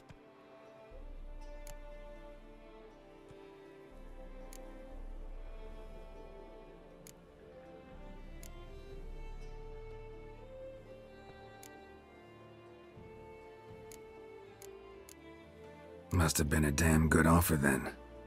Not many things you'd give up your freedom for, and even fewer people. The sooner we set off, the sooner you'll find out. What about you? I'm going in the opposite direction. I somehow doubt the Emperor's invitation mentioned me. Besides, I've got things to do at Kaer Morhen, remember? Yeah, I remember.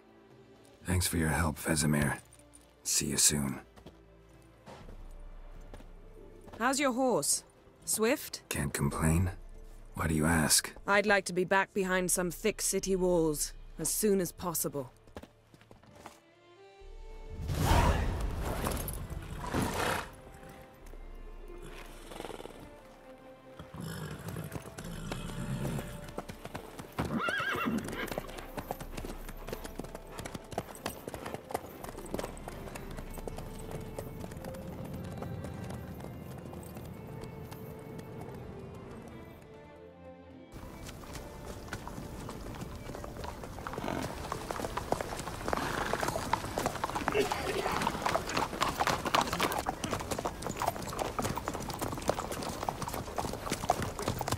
You know, I had a dream about you recently.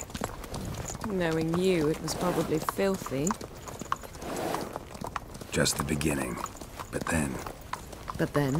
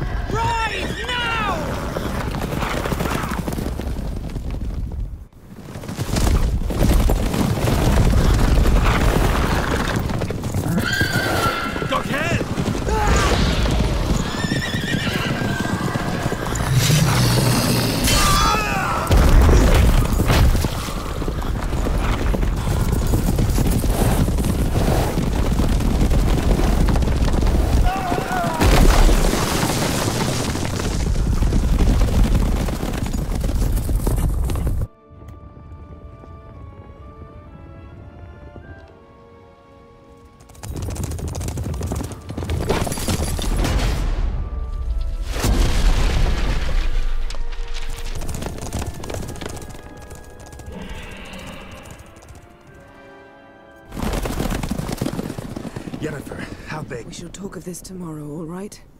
After the audience.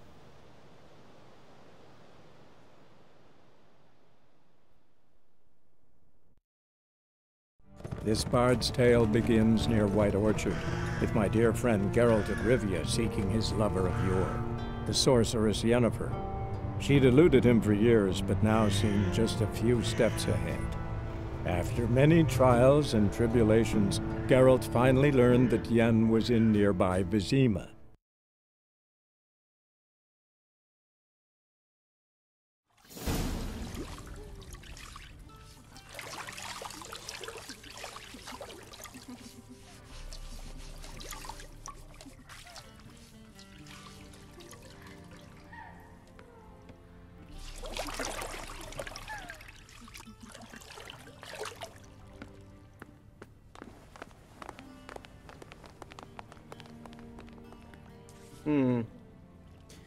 It must suffice.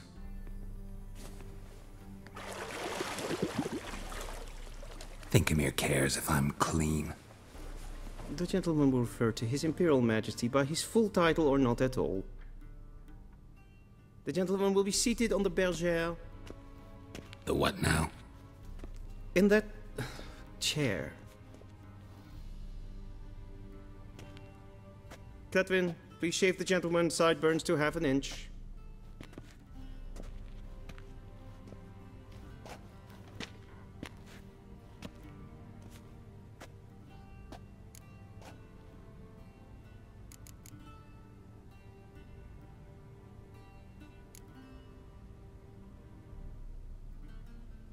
What's wrong with my beard? Always thought it added to my dignity. It does. Yet it also detracts from your elegance. In Nilfgaard, we consider beards hard on the eyes. Especially beards infested with lice. Been on the road a while. Fine, do your thing. Tilt your head back, please, and sit still.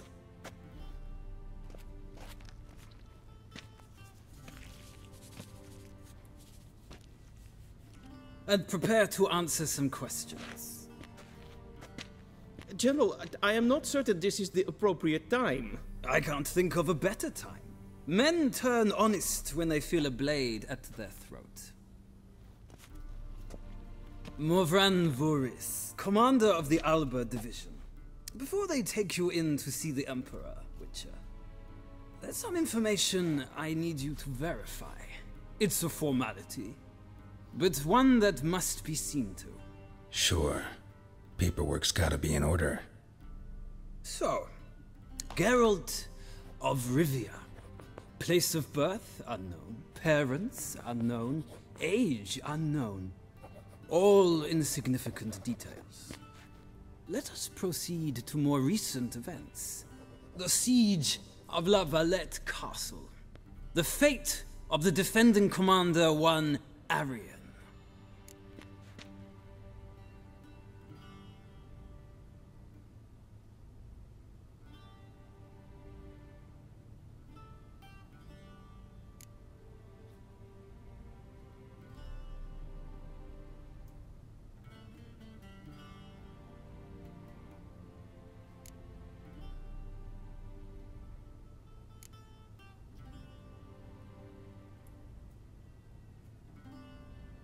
We fought on opposing sides, true. Then we landed in the same dungeon. Arian escaped, set fire to the castle on his way out. So that is how the blade started. Our reports suggested the dragon was responsible. Moving on. You then found shelter in charming Flotsam, and from there made your way to Vergen. My question is how?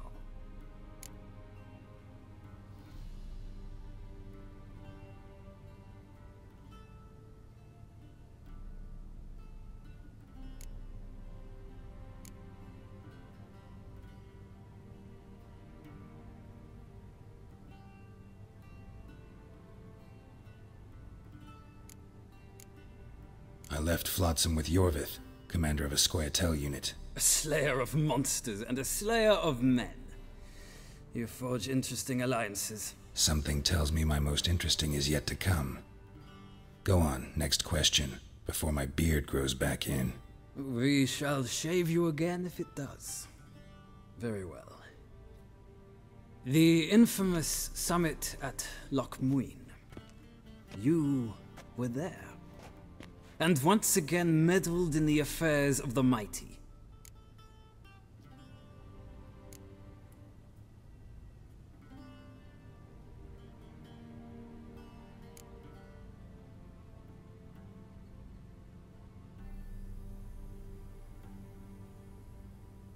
The mighty had imprisoned Triss Merigold. Ought to know I care about her, and I tend to rescue those I care about. And so you did, handing Radovid control of the Conclave and Council of Mages in the process. Nilfgaard recently started a war, unprovoked. So do us both a favor and stop moralizing. The gentleman must sit still. I'm almost done. I'm afraid I might find that difficult. Because, from what I know, shortly afterwards you watched a defective megascope blow your friend Sheila de Tanserville to bits.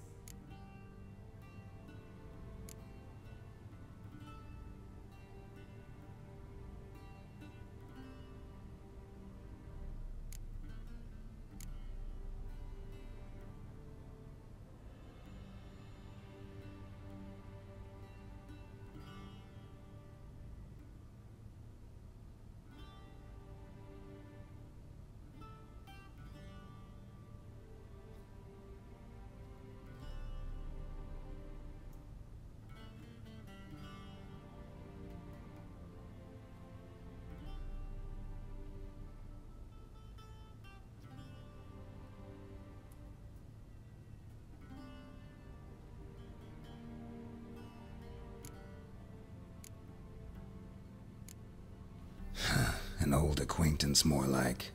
Not so close that I felt bad for her, but close enough that I knew she deserved it. He believes he alone knows what is good and what is evil, and that this gives him the right to dispense justice. Your comrade Letho of Gullet described you so. Quite accurate, I'd say. My comrade, your agent. Well, national interest calls on one to forge difficult alliances at times. Alliances with witches included.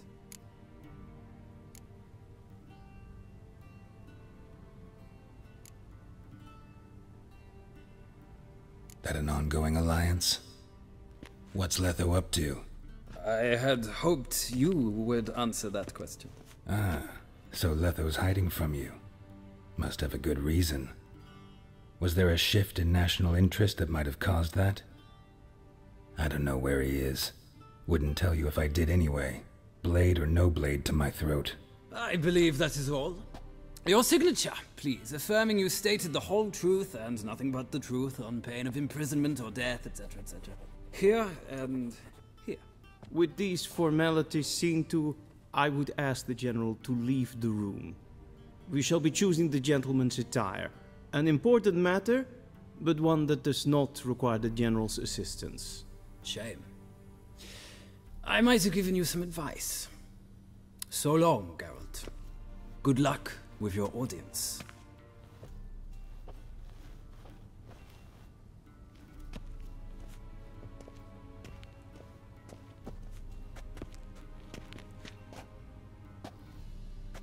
Feels more like I'm being readied for a wedding. Were that so, I would have prepared the gentleman a frock, a tailcoat, or possibly a dinner jacket. In point of fact, the gentleman will choose from these garments.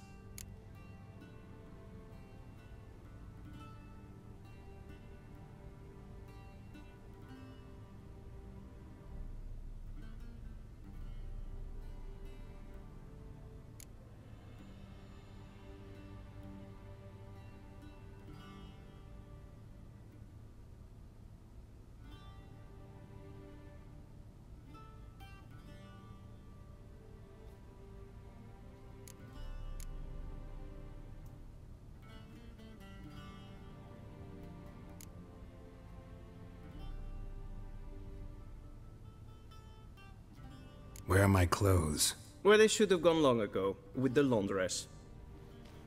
They will be returned to you after the audience, clean and starched. The gentleman will tell me once he has chosen an outfit.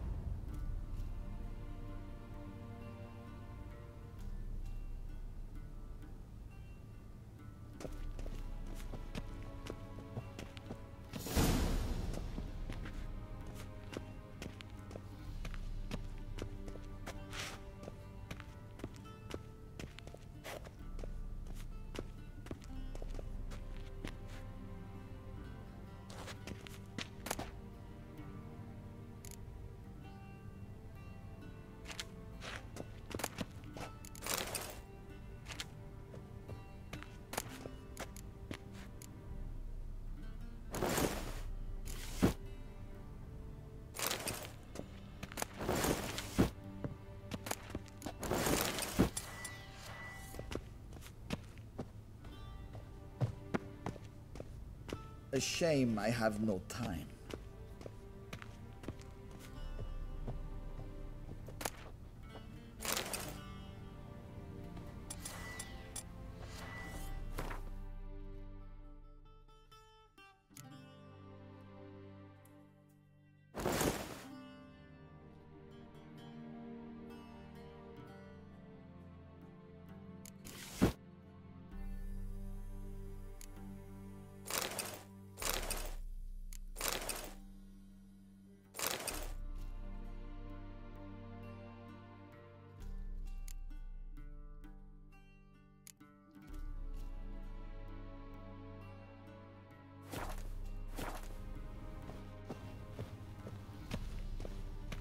Be so kind and do not disturb.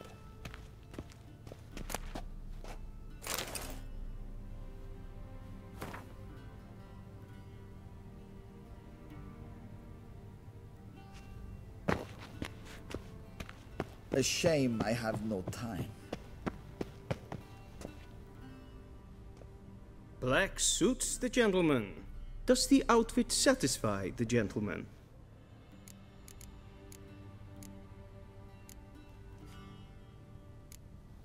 Rather try on something else. Go ahead, we've time.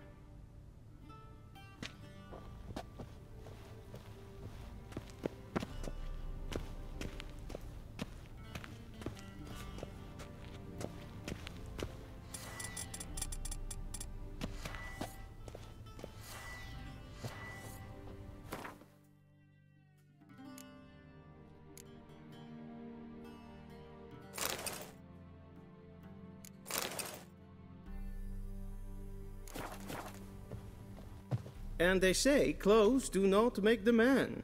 Does the outfit satisfy the gentleman? A studded doublet and a sword on my back, that's what would satisfy me. But tough, when in Nilfgaard. Yes,